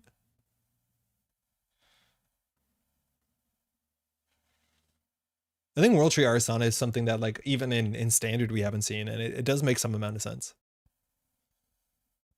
So now the only thing we're punished is if they start running these and we can't res them. So as soon as they install and like install something interesting like a Cubon, then we can react. Oh, they were waiting to fire. I was waiting for them. Yeah, World Tree already works. You can stack the triggers. So before the run ends, you can get rid of the thing. Second Nuka, let's go.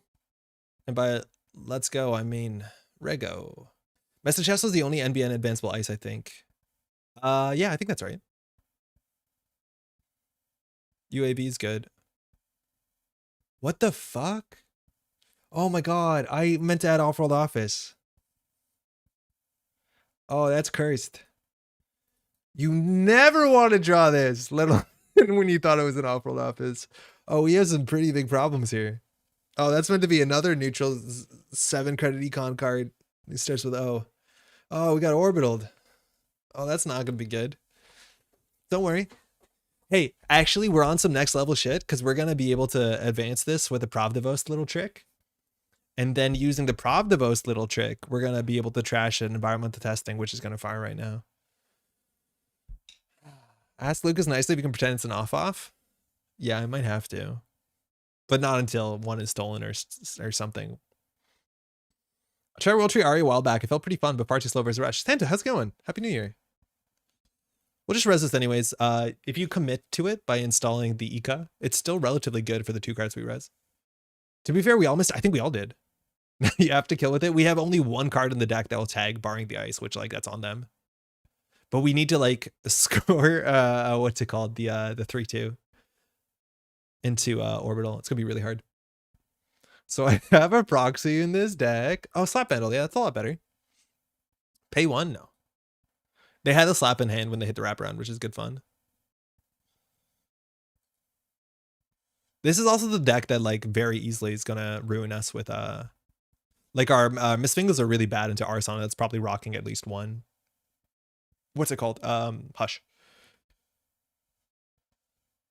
To be fair, I think we all missed it. There's like 70 of us. Yeah. You saw the O. We're good to go. Okay, they know we have a mass.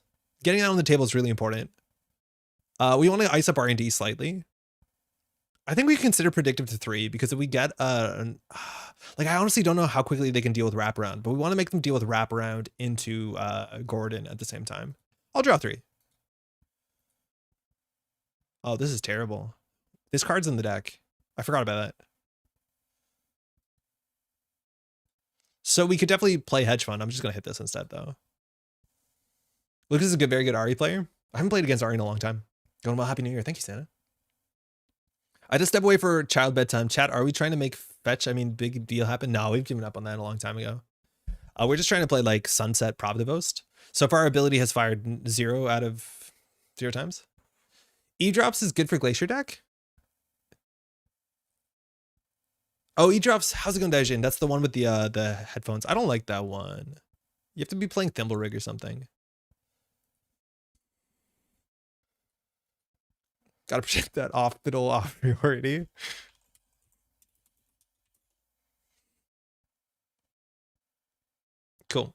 Will we pay 1 to advance the Misfingo? No, I don't think we will. In other matchups, we'd actually consider it. If it was a Hermes, we wouldn't. But in this matchup, we won't because we think it's going to get hushed. We just need to get 1 advancement on it, which is just enough. We won't pay. Admittedly, they pay 4 into this, potentially, but I don't think so. It just like denies them Urban Arbitrage. This card's not very good. Yeah. Fantastic. Intake fired. They probably shouldn't boost into this. These sort of upgrades, like with the threat of Oppo, are slightly more interesting, but we're not playing any of that. This was our quintessential 49th card. Not that we were at a loss of options. We were at a loss of things to put in the remote server. But here, having like a Biovault or just having third shipment of Disburst and putting in their remote server and saying any run is going to be like guaranteed value for us and you have to trash those for 4 or 2, that actually is something. If this was a Vlad grid, we would have jammed it. That's kind of cool. Choose a program or virtual resource. Yeah, right? So we just deny the Slap Vandal return. In some board states, we actually made them more powerful because we can't not do it. There's no May. I think we have to bounce something. Can we choose not to? To be like, nah, you good. Ah, oh, piss. All right, let's find a piece of ice. Slap Vandal historically has been pretty good into this one. I kind of want to just jam the Regolith on top of the Regolith. Just to force them to interact with it.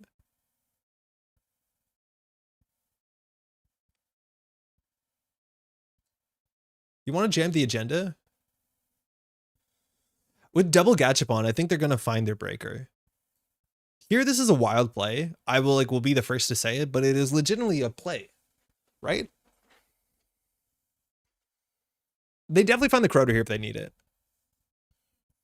Right, like they have 2 Gachapons.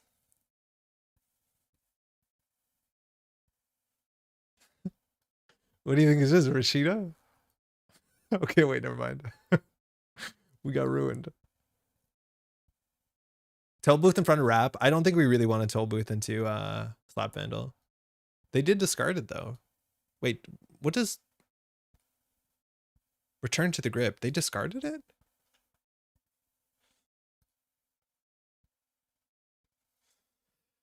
Ah, it's a Regolith. They were checking what it was to see if they had to pop off. That's cool. Trash it for 3, that's fine. We have a Hedge Fund and a YDL in hand. They could have accessed the Spin Doctor. We're not going to shuffle it. We don't care if they do. They won't, I mean. We do care if they do. Like this deck, what did... Oh, I lost SMC. Yeah, that is true. Draw 3. We just need to get... I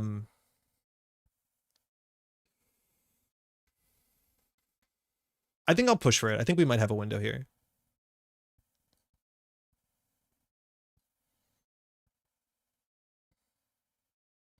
I was going to say we need a Gordon. What do we not want here? Toll Booth is something. It cost them 4 credits. That's more than any of our other ice so far. Sarievna, I'm a bit dubious about this because I think they can let parts of this fire.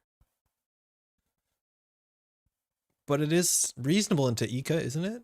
No, it's like 1 credit and a host. Yeah. We could also consider getting rid of an agenda, but I think we're putting more pressure here than we are on HQ this turn. Yeah, I think they just let us draw cards and break it for a credit. It's nothing. I think our best counterplay would be to trash the hosted ice. Almost all as if Panogram gave us both modes with that YDL. Yeah, right? Build your own Rashida. Into the Depths. Oh, sick. Oh, this could be a really... Oh, God, this is so good. They're going to steal 2 points. They're going to get their Corroder, probably like their Gauss or whatever. I don't know if you have to splash for Corroder in this format.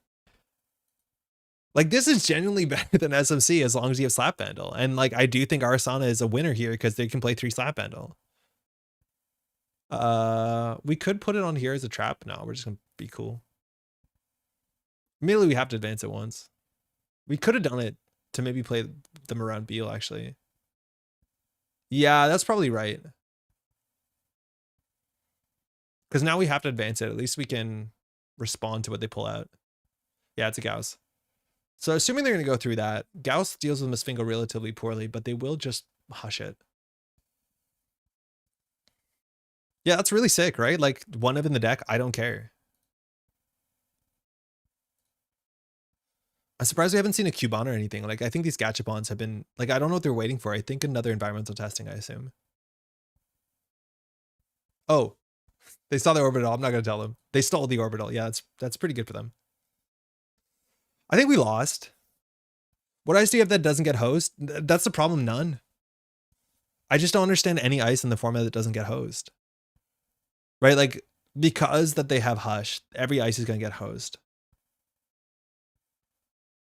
Like, I genuinely think that's the problem with the format is, like, I don't... why does this feel so different? It's because people are not playing tricks. Like, people are actually breaking things with icebreakers. And once people are breaking things with icebreakers, like, the economy, like, the ice doesn't feel good anymore. This is a ridiculous play, but they're not going to run HQ. Ferris is pretty beefy, yeah, but they hush it. Admittedly, all barriers are beefy into Gauss, but, like, this is a bad matchup to, like, rely on big stuff. Like, they just hush whatever they need to hush. If they don't run here, I'll feel pretty bad.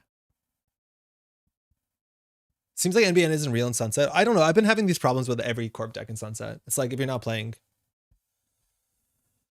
this is not good. We need a Cordon. We just needed a Cordon, I think. So we'll get Seamless back in. I think we'll get Rego back in. Nah, Planogram. We'll res this one. So now they want to run HQ. We found the Cordon. So we'll remove this. Technically, they can't jack out because we should have asked, like, do you want access? We'll get Planogram and we'll put Rego so we can have something in the remote server.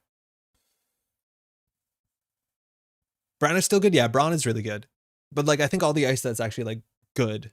Like, cheap ice like this is technically better in a format where people are more reliant on ways to cheat through breakers. It, to me, feels like super counterintuitive, right? It's like the same thing where people complain about endurance, but, like, one of the best things you can do in endurance is actually run more ice. Because if you have a Vasilis on archives and now they have to deal with Vasilis head to get their endurance charge, you're doing good.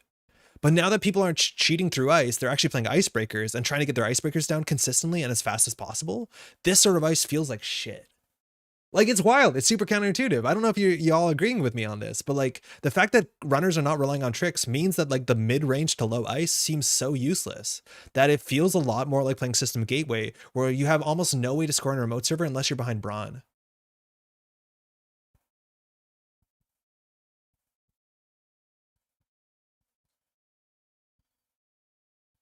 This would be good if this was an off-off.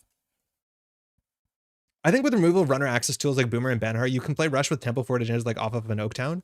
I've tried that, but then we struggle when you draw bad. Because, like, it's really hard to play on tempo.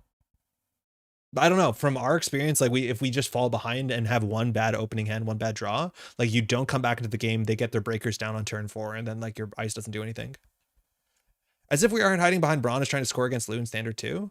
Oh, no, for sure, for sure. But, like, I feel like a lot of this ice suite would feel better into Braun. Serena slapped against Endurance kind of blows now. Jason. Yo, Jason, how's it going? This is Sid, right?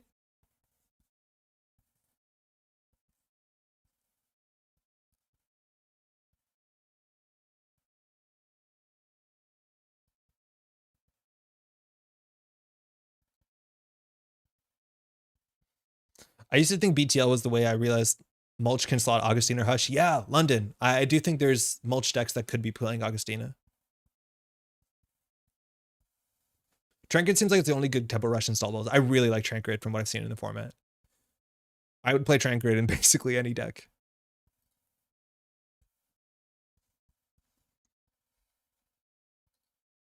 Cool. Imagine we had a way to tag them. Sid is the JNet name. Yeah. Do we tell them that? Okay, so we should tell them that this was meant to be an off-off. Otherwise, they have to, like, crack their gachapon. In theory, it's actually good. Because we should say action here. Let's just play that this is what it is. Because they have to crack the double gachapon here. Otherwise, we ruin their environmental testing. Is it why I accepted the Sunset might be favoring runner? It's way too early to tell. From all my bad corp decks, yes. But I think they're bad corp decks.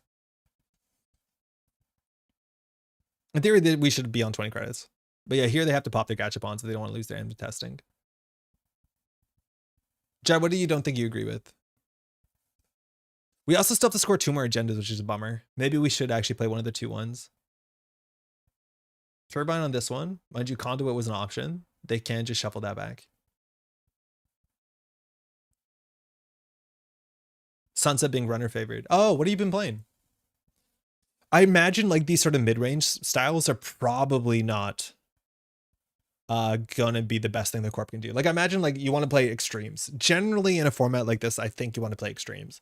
Like I think hyper horizontal or hyper glacier are probably both pretty reasonable. Yeah, there's the hush. That's a problem.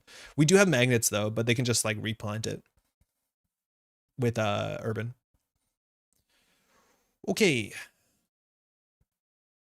I think we do all good. We could trash an urban. How many urbans are through? This would be the second urban. They're probably on 3. Trashing urban is something. I don't think it's worth it though. I think we just have to go for it. We'll draw and install. You'd have to res over install magnet. Yeah, exactly. And then even then they can simul-chip it. It's really hard. I think playing wall-to-wall probably really hurt your ob build from Tuesday. Outfit and PD seem well positioned. Yeah, we didn't play wall-to-wall. I agree. So as soon as we res the toll booth, they hush it. So like we res for 8, they break for 1. We legitimately just can't res this. Right? Like we res it for 8, they hush it, and then they just bounce off of it. We know they have the hush in hand. Like toll booth is not worth installing in this matchup, I don't think. Hey, Flesh. Somehow I was caught a live stream years and weeks. Glad I'm catching now. It's because we weren't live for a couple weeks. This is our first week back from the holidays. Happy holidays, by the way. Happy New Year, too. You weren't missing out much. Still didn't watch your video, New Sunset. Yeah, that was on Tuesday. We didn't have a great time. You're not missing much. We talked more about the format, which is cool. That's a good point, Jai. I hadn't thought about Asa doing better because Rango and Banhar were gone. Kalakana Ob is still alive. RH is good still. I'm sure Asa is good with no Banhar and kill your 1 ice remotes. Yeah. Maybe. I think the big thing about it, like that deck is, do you have Tranquility Home Grid? Same to you. Happy holidays, everyone here. Yeah. Hey, cheers. So this is generally taxing. Like they have a limited economy. They have in hand a Cubon. I haven't been tracking enough whether they threw the Cubon out. I think we need to find a Cordon play. So we'll draw 3. Like this card does feel really good. Like we do feel like we have control over the game with this card, which is kind of sick. This is the one card we can consider fast advancing out. The fact that we have like remastered editions in our deck, like it's not gonna be good for us. We just have to constantly do this. The problem is like with Mimic, they haven't reason to run HQ. As long as we have something in the remote server, they might not be that interested to let Bacillus fire. Purple Acid's pretty fun. Malia, that Biroid acid that makes Myroids unclickable, are good. Oh yeah, Trieste, huh? Is Asa going to be okay with that Rashida allowing quick reloads? I think you need to play some operations to back up. Like you do have, what's it called? Obviously fully op. But like, I think you 100% play Tranquility Home Grid and feeling pretty okay. Asa feels the Rashida loss a bit more for sure, but you campaigns, yeah, you play more Nikos and all that sort of stuff. Oh, Lilypad didn't come out all game. Yeah, this is a problem if they hit the 1 in 4. I'm surprised they're doing this because if we put an agenda in there, we get an advancement. I guess they could hush this if they wanted to. Trieste still lets them be clicked though. Trieste, yeah, only lets them be clicked through. I'm surprised they're making this run. Yo, Changeling, happy Thursday. How you doing? Is there justice? There's no justice. It's so bad. Like here, if we had a Cordon, we could jam that. The card that makes that unclickable is the lockdown. Oh yeah, next activation command, huh? Be good to see how the new format settles things down. I don't think we're going to see how the format settles down for weeks because everyone's preparing for CBI and the event on the weekend.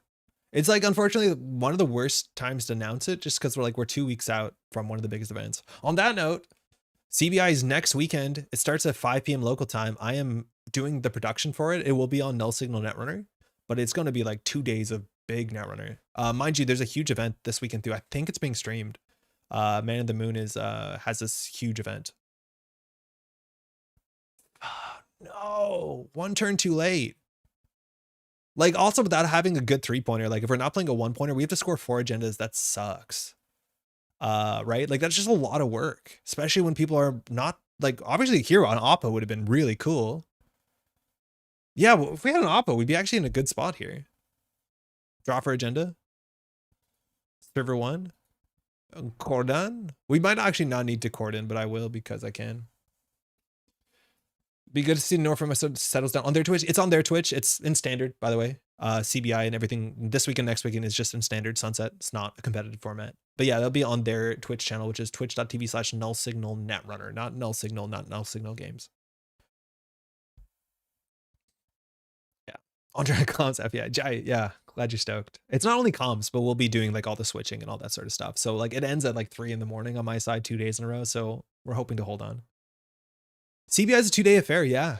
CBI day 1 is Swiss and then day 2 is the top cut because they're expecting a lot of players because, well, they know a lot of players because a lot of players have signed up.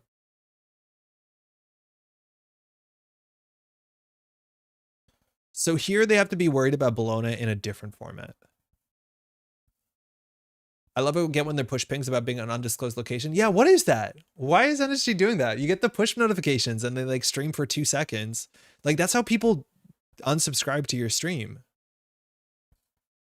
Like they show up regularly. They're not stream events, are they? Or are those actually real CBIs? Okay, so now if we have Beale, they have to be scared unless they're playing Clot. And Clot's a bit harder to play in the format because you don't have SMC. But in theory, this means that we can win off of 3-2. Unfortunately, they stole the 1-3-2.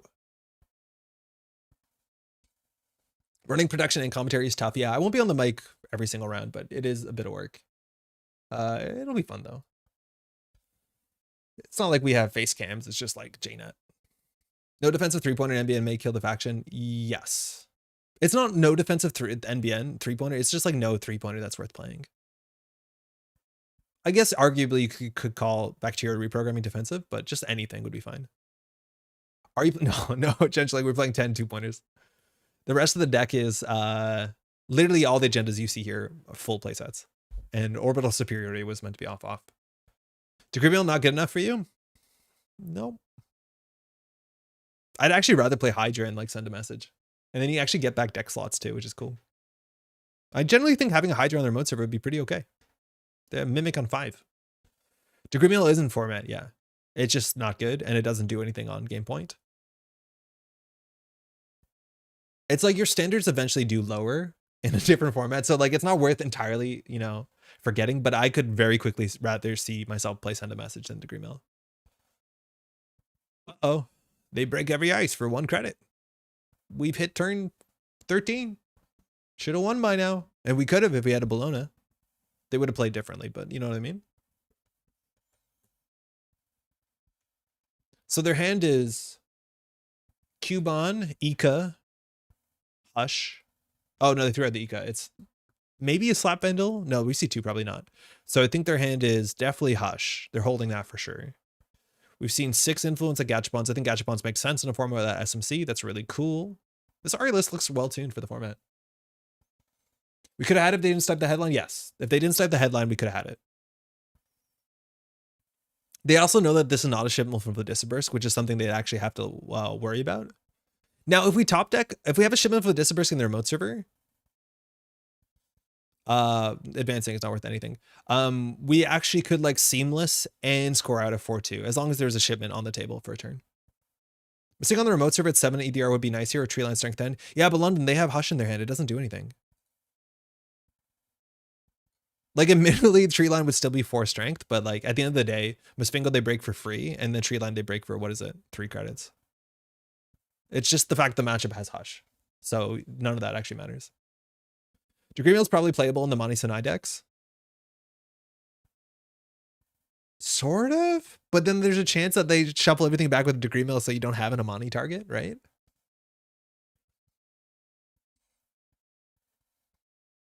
So they actually make money on this run because we're not advancing. Can probably count their influence now. Yeah. So we've seen 6, 7, 8, 9. I'm assuming they're on more Aeneas. 10, 11 on pin hole. 4 influence not counting. I think 12, 13 on Aeneas might make sense. Maybe they're on DJ Fenris at some point. That'll be a problem. That's good, but the problem is they have money and they're on game point. So we need to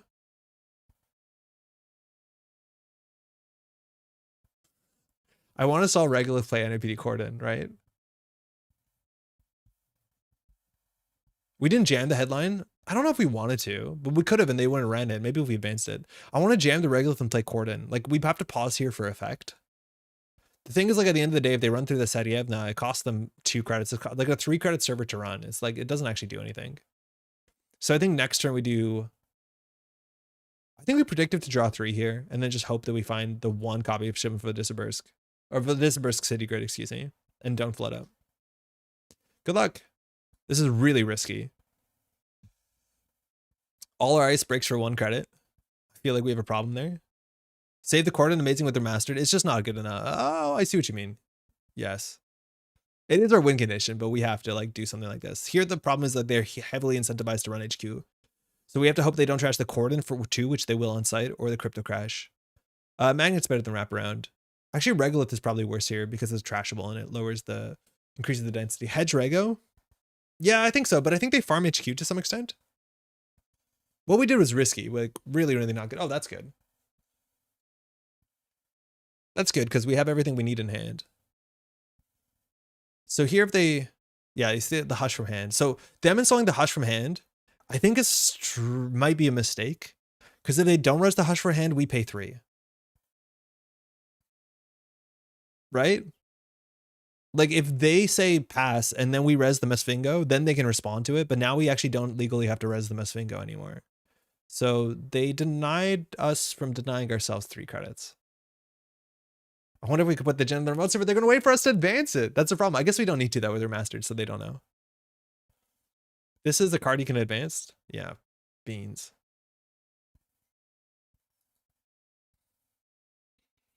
Also, the fact that you can send centrals and not have to respect Bologna credits, not that they exactly need to when they're on game point, changes the dynamic of the game and not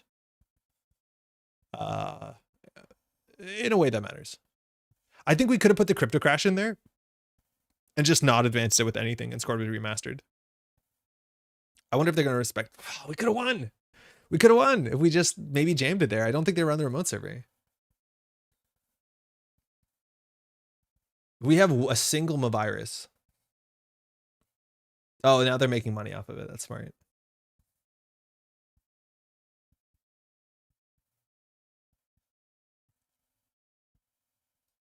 So they're going to see 1 more card. There's 3 agendas in 14. They're going to see 2 cards. I don't think we can afford to purge here. Oh, Peach Champ. Yeah. Right. Yeah, this always happens with Ari. It's been a while. Magnet there would have been huge. I don't think it would have. Like, it slows them down half a click. Does the card lose advanceable text if hushed? Yes.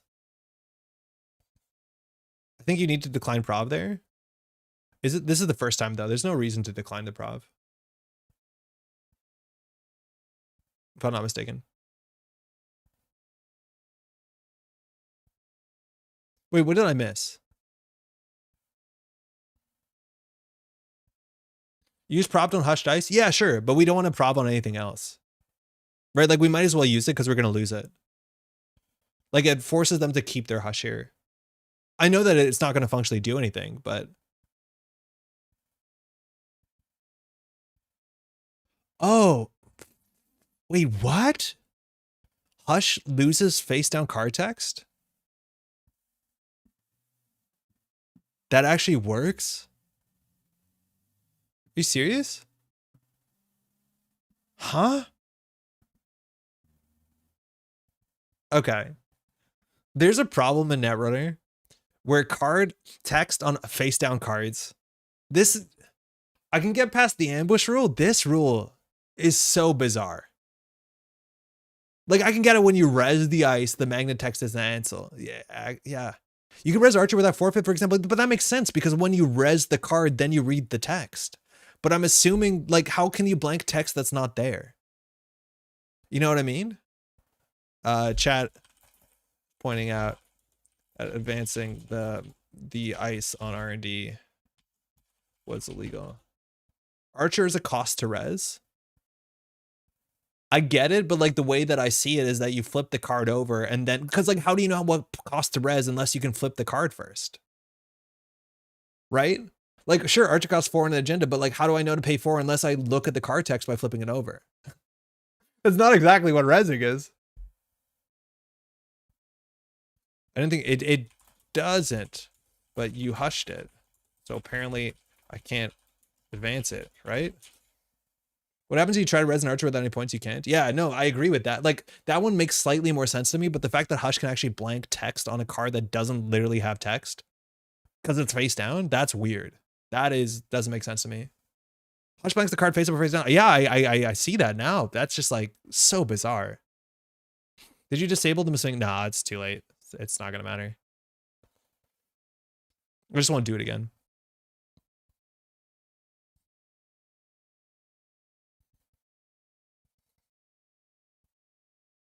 It's a letter of the law versus spirit of law. Yeah, I know. No.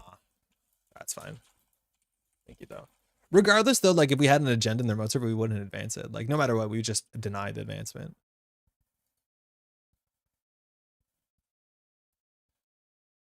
Oh, we should purge here. I should have purged there. That's fine.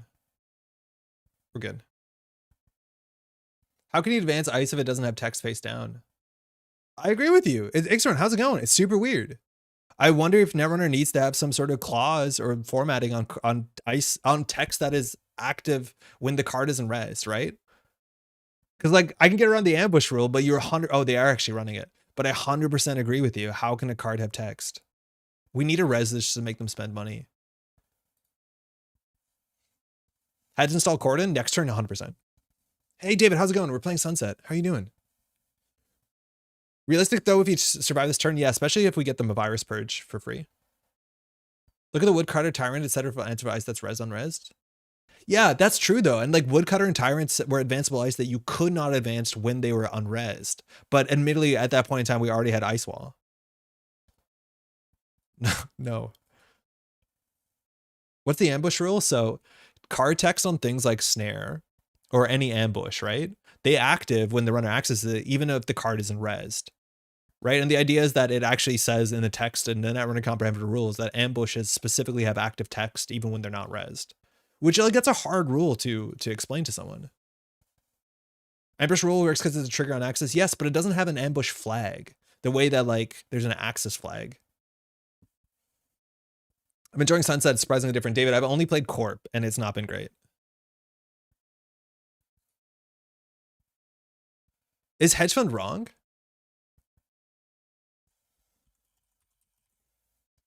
I think hedge fund is wrong. I think we do install advance.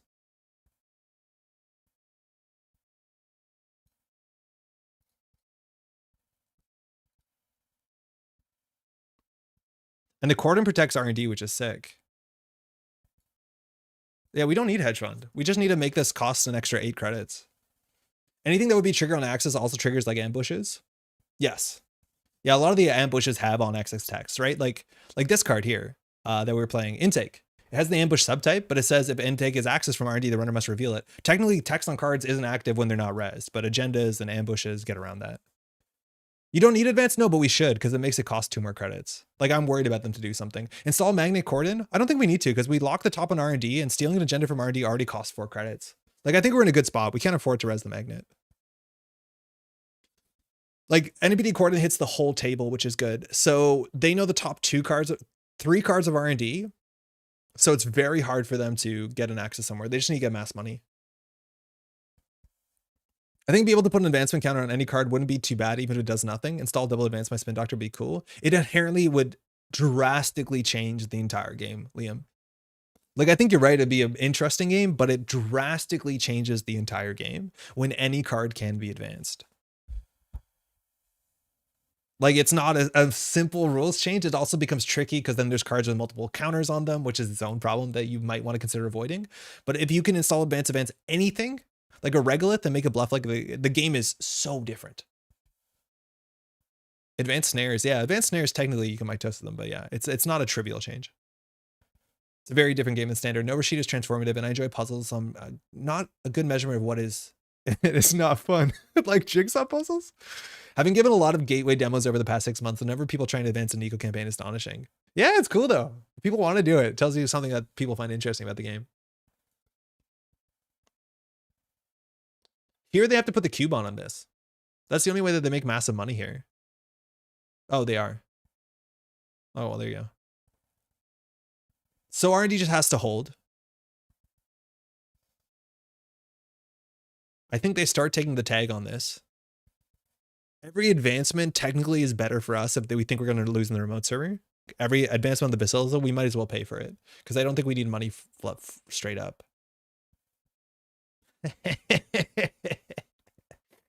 Oh, they're going for it.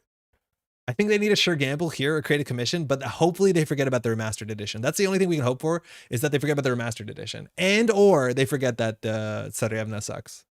Meanwhile, Saraswati exists. That's true. Saraswati does exist. So they need 8 credits for this because they have to play around Prav and they have to play around this remastered edition. Imagine they didn't have a hush. Like this Mass Vingo is actually obviously Massive Vingo. Massive Vingo.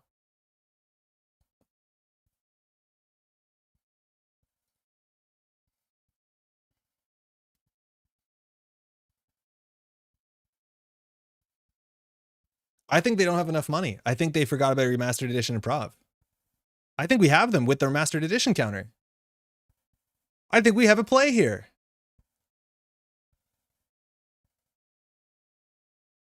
Because this is 4, 5, 6, 7, 8, 9, 10. They're short. I think they forgot about their remastered edition. We actually have a really cool play.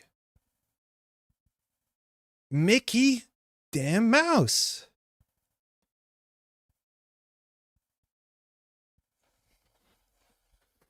All right. Continue approach. Continue encounter. 1 credit. I think they're realizing not only the Pravdivost, but the remastered. They had a shot at R&D. I don't think this line wins. They realized they messed the math up, unfortunately. So we lose if there's an agenda 4 down from R&D and they can get 4 credits, which they probably can. Doesn't Prav already give you advancement? Yes. That would be 8. But hey, you really want to make me feel unimportant? They should have overclocked. Yeah.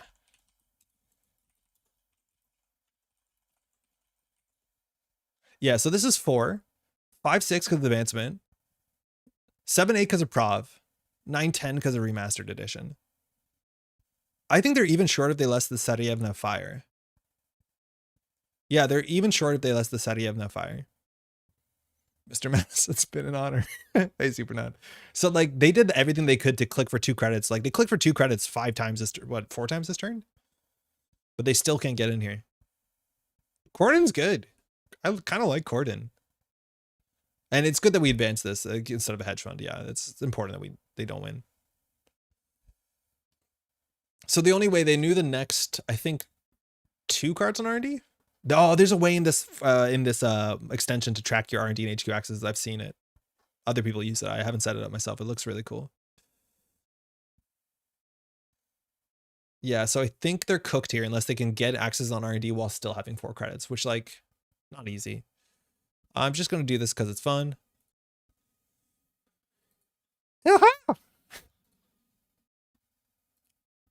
Thank you, Gordon. Sick. So we'll score it out. GG. Cordon was cool. Oh, the predictive planogram was cool. The deck would have held out. R&D was clean if you went that way. Most powerful Mickey Mouse since buying Star Wars franchise. Only getting more and more powerful. Yeah, it was R&D holding was the issue. I think the intake was bad. I think we played Shipment from the Disperse. We actually have something here. I'm excited to see what this plays are not against Hush and then with Off-World Office in it. It's debatable with Cordon or next activation costs a runner more to be able to steal an agenda from remote on average, but Cordon's pretty cool with 0 influence. Not only is it 0 influence, Cordon's really cool because it protects whole board. I know the next activation protects the whole board, but like wraparound being 2 extra strength fundamentally doesn't matter that much. Like most breakers are not on Gauss. Saryevna on 4, maybe. Yeah, yeah, so the next agenda was like 7 down. 1, 2, 3, 4, 5, 6, 7, 8. Next. Yeah. Next agenda was 8 down. But there were 4 in 13. So that's unlucky. Yeah, they did know the next 2 cards because they dig the turn before. We were really like, we got away with our cake when they virus themselves for free. More powerful because Steamboat is now. Yeah, exactly. Public domain. Are you gonna tell them about off mix up? Nope. Nope. We're on some next level shit. We're out here with some orbital. Just no, we're not. That's our secret. Just us. Saw deep enough last turn. I didn't think R&D is really worth it. Yeah. Hey, thanks, you too. You too. That deck looks sick. The Into the Depths HQ play was wild. Yeah, Jason, those orbitals were meant to be off-offs. We typed O into the deck builder and just like sent it. We didn't think further than that. We just said neutral off, neutral O, enter. We messed up. Which is weird because alphabetically, we probably clicked on the wrong one. We're going to change it. Off of priority. I can't be the first person in Netrunner who has accidentally put this into the deck. Thanks. It was 3 ITD, 2 slap, but I think you might need 3 slap, 2 ITD just to make sure you can get it. Or that sounds, yeah. I'd buy that. That sounds good to me. Yeah. That's really cool, right? We talked about the slaps are so good because they allow you to do the ITD. The ITD allows you to get through your deck. Hey, cheers. The runner tag's pretty good. Not in this deck, unfortunately. Okay, quick changes. Is there any way force the 2 Gachapons? It did, funny enough, force the 2 Gachapons. That being said, forcing the Gachapons, they would have happened anyway. Like, we didn't actually do anything. It was cool that it did. And if they didn't have 2 Gachapons on the table, it could have been something. But every time we score out an off-world from this point on, we'll try and think to ourselves, would this have been better if it was a worse card? Okay, let's play a 3rd Vlad grid. Can we make the ice any better? I feel like our ice, the drafter would have been okay. Toll Booth felt bad, but that's a matchup thing. I think the ice suite's pretty good. The Basilica's the weird one. Time for some Oppos. Oppos makes no sense because we have no tag punishment, right? Like if we gave the runner infinite tags, it fundamentally doesn't change any part of the deck. Besides maybe they might try and clear the tags, but like you can't just add Oppo. You have to add something else. Yo, Cold Law, how's it going? Good game. That was fun. I think the slap bundles feel really good. And I think the Into the Depth slap bundle is sick. Okay, I will let you into a little secret. That orbital superiority was meant to be an off-world office. I messed up. I messed up on deck building, but it forced you. We committed to the bit, and you cracked your thing, which was fine. Maybe Oppo will scare them into spending clicks and credits. I mean, it will, but also like clearing the paying for 7 for an Oppo, like we can't do it. And on top of that, we're on a 2-pointer deck, so like we fundamentally don't hit threat 3 in any sort of easy way. Like there's a lot of not good stuff going on with Oppo in our deck. Like Oppo gets so much worse without Bologna. Hey, thanks, you too. I think Essa's like one of the, this is the thing though, like we're gonna see a lot of decks where people just play, unfortunately, a standard deck. I think Essa is one of the decks that like, yeah, admittedly maybe you lose Banhar. But I think an Essa deck is gonna be totally fine. Begamot eats Mesfingo. Maybe you can afford it that hip off. Yeah, Mesfingo's also gonna be bad at this matchup. We'll still keep it. This is a hand, I guess. Keep any hand with hedge and advanceable ice. Yeah, but not this one because they're gonna beg him out it for 1 credit.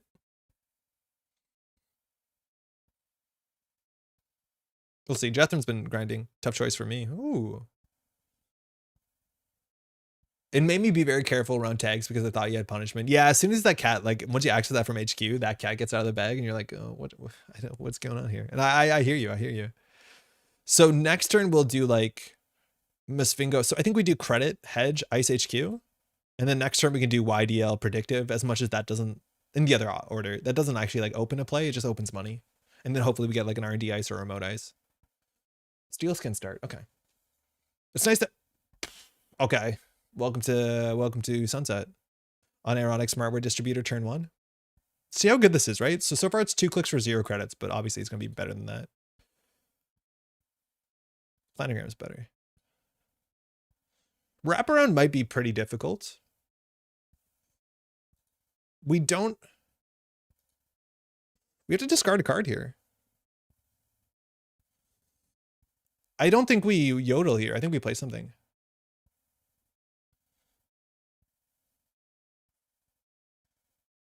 Huh. I guess we do yodel.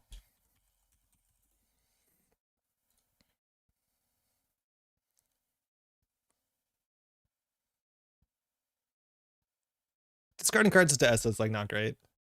So Sadievna to R&D Ice, like this is a slow start. I want to do wraparound Sadievna on the remote server. Sadievna is not the best remote server Ice. Let's be honest. Generally hedge fund. I'm thinking about the option to push early, but I guess Chastushka risk is high. Yeah, you almost always ice up HQ. If you have reasonable ice, you ice up HQ. Two smartware? Okay. Rip. Ooh, that's not great. We have a spin doctor though. So they spent 2 clicks. No pet died. Somebody please at home. Ah! Oh, they fell through a daily cast. That's sick. I have never seen that. This is 6 clicks though. And like, they're not threatening board.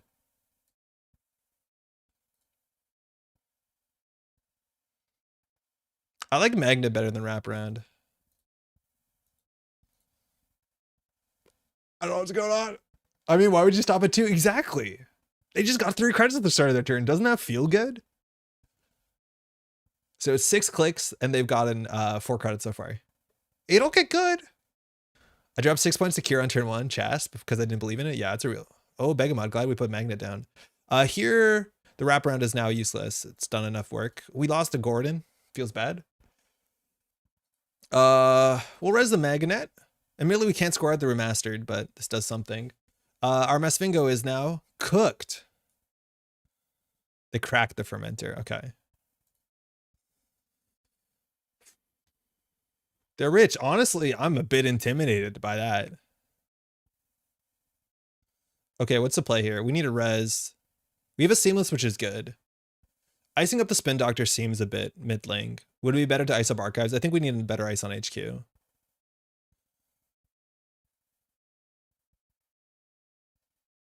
Score now?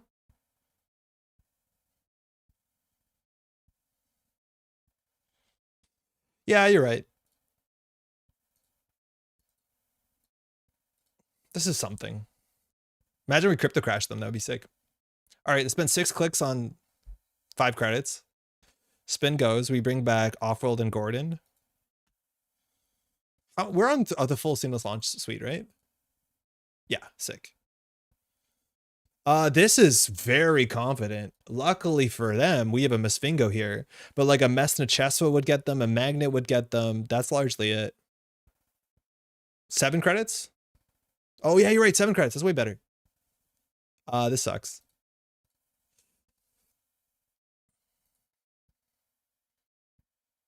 Oh, advance a card? All right.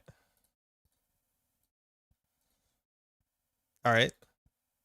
Checking after a Chastushka. So that's only accessing 2 cards there, really. Crypto crash them, they drop half of the black neck turn. I know. Now they have to hit these. Come on. What? You didn't hit it? 0 cards in hand.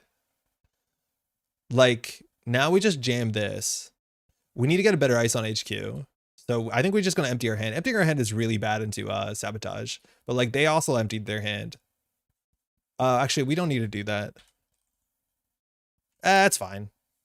Yeah, the card draw on that's better than... We just showed them our whole hand, which is kind of... But like, having a draw 3 is way better than having 2 more credits. We need a core posture breakers, higher BNSG, yeah. Hold on. We can fast advance a 4-2 out. Shame we need to score 2 more agendas. I was thinking of just moving the remastered over. What a top deck. Tell me about it. But like, hey, we had 2 in there. Buffer drive. Oh man, the greed. How long is this game going to go on for? That's a good, that we've had absurd top decks. Oh my God, our top decks. Install, advance. No, we wait. So I think we gain 3 credits and put the Vlad, and we put the Vlad on the table for sure. I think we need the money. It's not great to have a lot of cards in hand. Yeah, they know what we showed our hand there. They have Simul Chip. I wonder if we have to play around Clot. They threw out Chastushka. I guess they lost it to Hippocampic. Marrow. I'm just gonna get rid of this magnet because we're gonna score this Crypto Crash next turn. We lost the 1-3-2. That's the worst digital life ever. So install Advance Remastered Edition puts us on game point because of the Vlad grid. I'm gonna do it.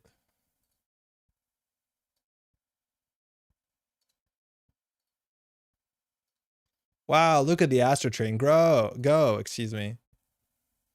Get out of my hand. Okay. So if this survives, we have to get the 3-2. Okay, we don't have choices here. We're gonna have to eat 2 more cards on the top of the deck. They haven't produced breakers. I've lost the math. That's acceptable. Just a headline. 21 cards in the deck. This is what, like, the sort of sabotage that I don't like. Like, they're not interacting with us. They're just, you know, sitting back and sabotaging. I think that right now they're digging for a buzzsaw. Maybe, you know, the clicks on the smartwares. Running hot. They took 2 core damage in a single turn. They're really going for something here. I wonder if they have a mad dash for archives. Moshing. They threw a Zenith. Cool. Hippo. T400. Just hand size stuff. Steel Skin. They have 11 cards left. They're just going. They still have 5 hand size, which is sick. Strictly speaking, should have scored a new remote. Now they know it's an upgrade. Oh yeah, strictly speaking, 100% right. Yeah, they know it's an upgrade. That's true. That's true. That's actually a very sizable misplay.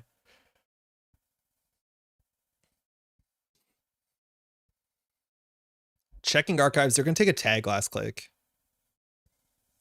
So they should know what this is. It's a headline. So they take a tag. We can trash one of their smarter distributors. Am I right? So we need to advance this and let it hold. They still need to get through this and get 4. We don't have a lot of money. But now they have to discard 4 cards here. Strike Fund, Botula Strike Fund.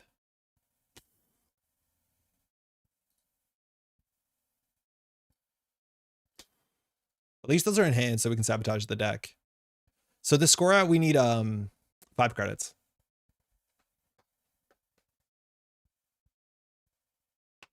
And they need to buzzsaw and get through this. There's not a lot of ways to break a magnet in the format besides actual breakers. Cybernetic, they might... No, they're on Begamot. They're not on Tremolo.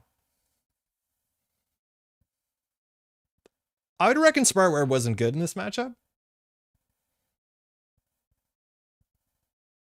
Does anybody know how many times they hit... Like, how many clicks they spent on the...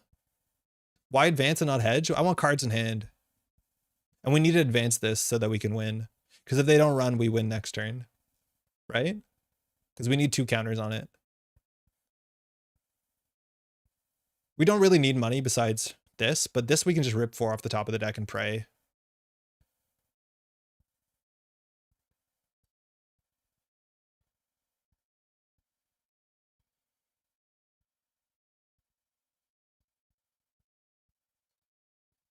See it now in hand too. There's 2 points in there. So now if they run HQ, we have to res.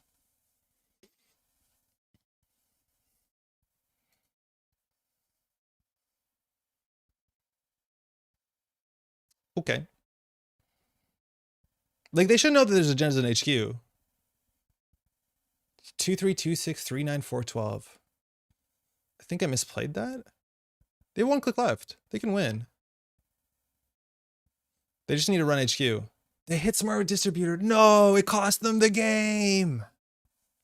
If they run HQ, we have to res. Like, we clearly went 3 off the top of the deck, which means the cards in our hand are good. Right? Oh, that hurts. Beans, yeah, if they ran HQ, they like, we're in such a bad spot. And like, if we sabotage 3 off the top of the deck, 1 from HQ, like the question is what's in HQ? And the answer is, you know, the winning agendas. That's a bummer.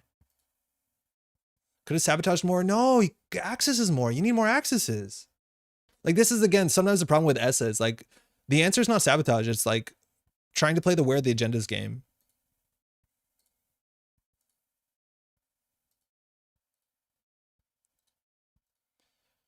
Good game. Yeah, scoring 4 agendas is real difficult. Thanks for the game. The reason to play legwork in ESA, yeah, I know. Tell me about it.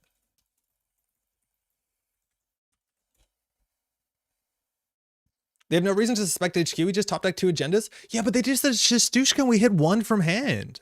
Like, what did we have in hand that we would rather rip the top of the deck without seeing what it is, right? It has to be the cards in hand are either key combo pieces or agendas.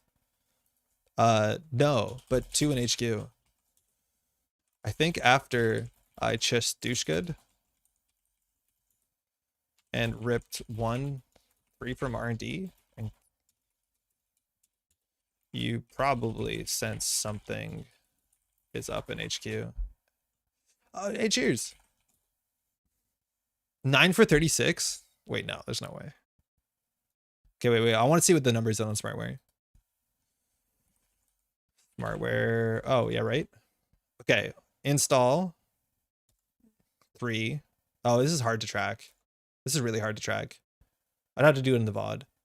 9 clicks gets you 36 credits, right? So you need to install 3, so you're down 3. So you're saying all 3 were installed, all 3 were filled and emptied. That's 6 clicks for 9 credits.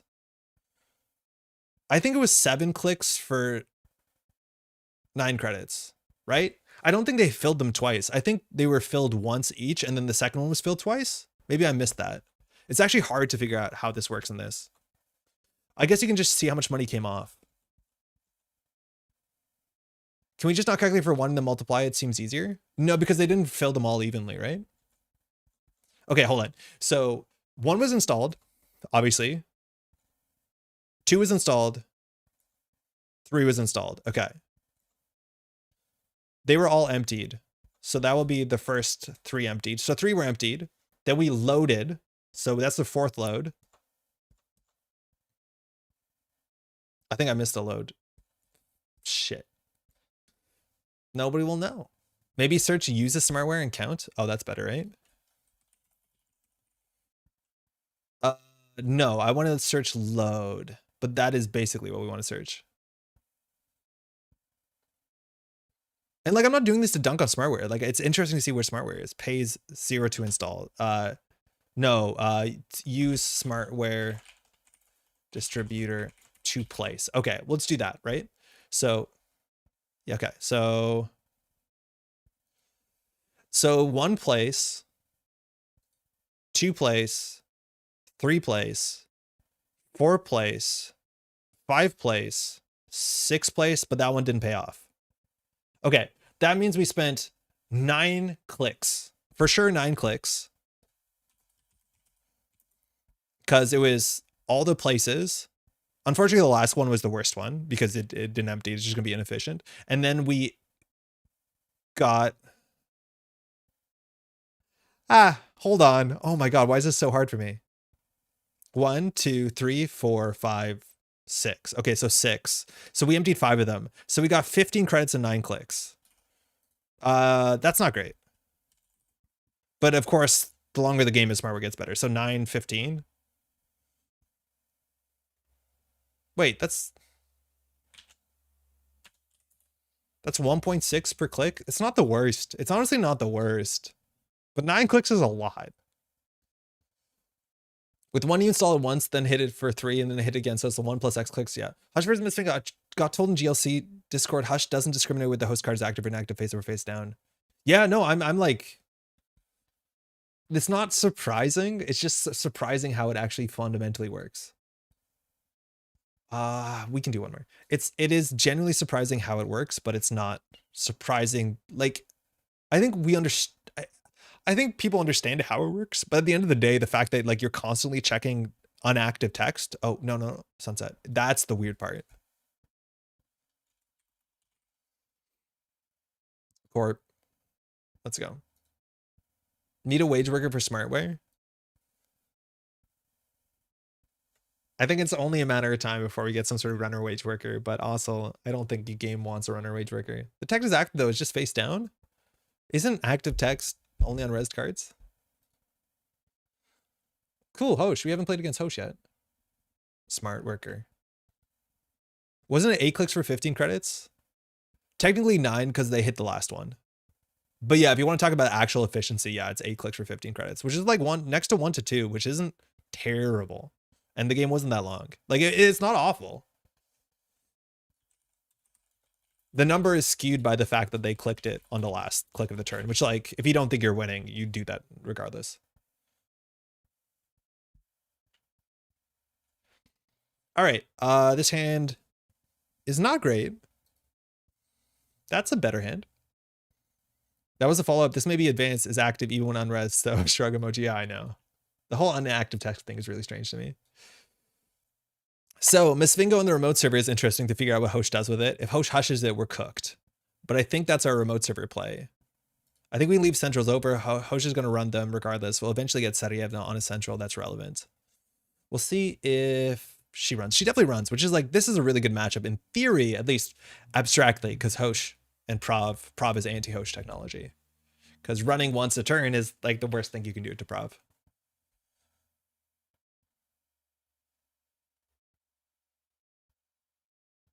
Oh, Pinhole, that's pretty good. It's wild how good Pinhole still is without Rashida's. We're going to lose a regolith. That's okay. We have some economy. Paying 3 for that, functionally, you get like a credit and a click back, so it's not that bad, but you definitely trash that there, yeah. They're thinking this is a mess in a chess vote. We can use that to our advantage, and our advantage is now. Do I want a YDL? No.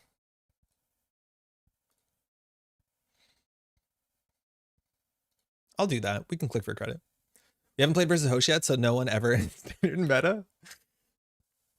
It's cool though, but like that is actually one of the like key points we want to see is like, what does playing around Hosh look like in the modern, in like this format?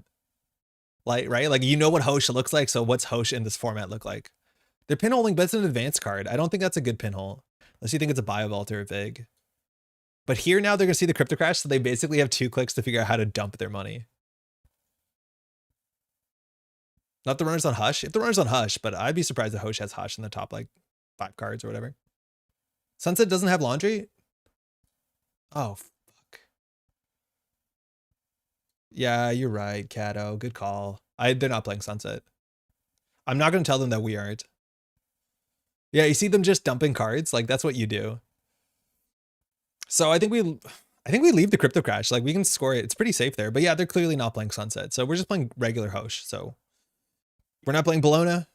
We're just trying to play Netrunner. Drawing once here is a bit scary because we have an open HQ. You see what I mean? Draw again for ice. I don't want to play the hedge fund because then it's a 1 in 4 and they're going to definitely run HQ. Probably actually advances the crypto once more. Maybe giving them another window here to duck is not right. We're expecting to res the Sarajevo. We'll just click for credit. That was obviously like a Sunset level turn. Sick burn. But yeah, that's like pretty bad turn in standard. But we chose to be a bad turn because we're keeping them pinned until they install a daily cast. I want them to run again so we don't actually have to seamless this out. Because ideally we seamless and jam, and then they might run. Maybe. Ideally they run every second turn with Hosh, so. This is where like if they're holding a dirty laundry, they're like, I don't really want to play it because I know I'm going to lose the money. It's cool when you get that crypto crash prison for one side of the table. But this means they could just drop a cleaver and go. They just don't. They're doing it. Okay, so let's see how they can spend the money on the dirty laundry. With 1 click left, like they can't. Yeah, we will advance it. We could advance the Miss Fingo. Ah, they hit that one from hand. Come on. Feel bad for not being faster in the click. I have a fun Sunset Runner deck I want to show off. Ah, David, we'll definitely get to it at some point. It probably won't be tonight though. We've been having really bad rips. Oh, they installed an Ngolo. All right. Lose 1 credit. They must have had something in their hand. Yeah, here we would have jammed the what's it called? Because if they want to break this, it's like 2, 3, 4, 5, 6 to start, right? Like we would have jammed the crypto crash there and they wouldn't have played around it. We've been very unlucky on those HQ hits. It's okay. Now they don't run. We can seamless this and score at the 1-3-2 from hand, from the deck. I mean, like if we have it, it's not very likely, but their money is not great. Wonder what they're going to catch up on for. Twinning? Sales on HQ sick into this ice suite. We'll draw once. We actually probably should advance that. I'm just going to get our money up because they're probably going to pressure us to res something. We're in a pretty okay spot. One agenda, one Cordon here is good. But like, again, without Rashida, we're going to need some card draw. So I'm glad we have the planograms feel really good in the format. Gachapon. Okay, so we know they're on a Dore. That's okay. The twinning comes down. We took out our twinning bouncer, but that's fine. So let's see if they are. They're on Keiko, so they're on like the most vanilla Hoshiko possible. Stargating Gola too. This deck looks old. Like this just looks like an older list. Maybe a Dory I don't expect. But they removed it from the game too. So let's see what event they're going to play. On 0 credits is actually kind of tricky. Like a Dirty Laundry maybe. It's not great for them because Prav. They can't gamble. They could raindrops maybe. But this deck kind of looks like it predates raindrops.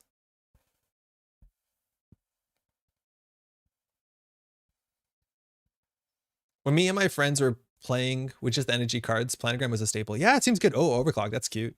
That is really cute. Yeah, okay. I don't know if they have enough money for the Vlad grid or not. Because here, if they want to break this thing, they have to paint it. So that's 2. They have to break it and boost it. So that's 5 credits. Yeah, they don't have enough money to trash the Vlad grid. And we get an advancement on, which was sick. Now you see if Off-Off was orbital superiority, it could be dealt with twinning. I know. It's always going to be the other one that we want. That's how it goes. They're actually going for it. They think this is an agenda. Or Rashida, I guess. But oh shit, that was expensive. Like you have to assume this is an agenda if you're accessing with 0 credits, right? I guess it does give you host value. But we're happy to advance that. Advancing the Misfingo is just going to be a credit per access. And I think with this sort of MU situation, mind you, Keiko is in their deck. Like, I don't know if they're playing... Hey, Fencer's pretty good into Bologna. We're not on Bologna.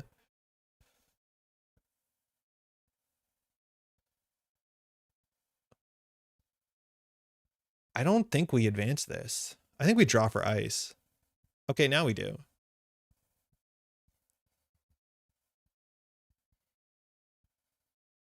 The thing is, like, I don't think we use our Cordon on this. I think we just advance this once and, like, yodel. And then next turn we score this from hand, and then we use the Cordon. Because we could have pushed this turn on top of the Vlad with the Cordon. I just don't think we need to when we have a very, like, easy window next turn. Because their economy has been not great. They really need to hit something good here, but, like, they have to credit gamble or something. Dirty Laundry would be 5 credits on Archives, but Misfingo gets only bigger.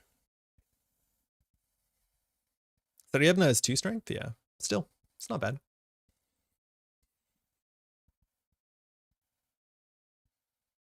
And like these 3 credit your digital lives just feel okay. They feel like they're just good enough.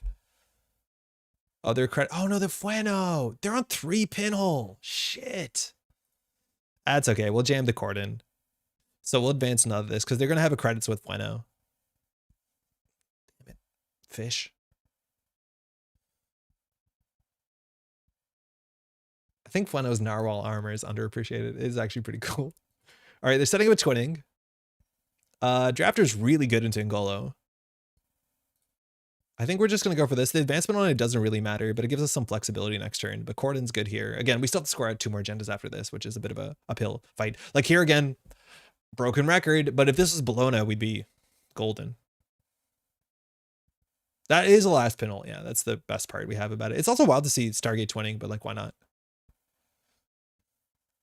Ah, wow. 3 pinholes. You may not even need to Cordon. I think we probably don't need a Cordon. We probably could have just double advanced. Actually, we should have double advanced because like they think we're playing Bologna. I forgot that we're not in the Bologna mind space. But if they're playing standard, they think it's a Bologna double advance. We don't need the Cordon. They just think it's a Bologna. Yeah, just install advance, exactly. Yeah. Maybe it's a weak to Hush, but yeah, I think we take those odds, especially because Bologna. We wasted the Cordon.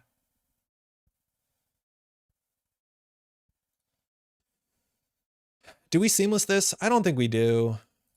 I think we have a lot of reach with, technically we can score out of 5-3. That doesn't exist. We have to make sure. Mystic Miami 8. Oh my God, they're in Divide and Conquer. Wait, did they lose that to Mystic?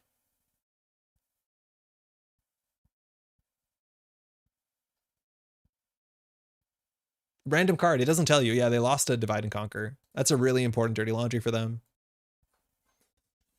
They're going to hit Central soon enough, and it's going to be for a lot of points, and the Fueno helps with Bologna. It's really hard to tell what they're capable of. I think here we just do draft a Regolith and keep them busy. We could Spin Doctor first.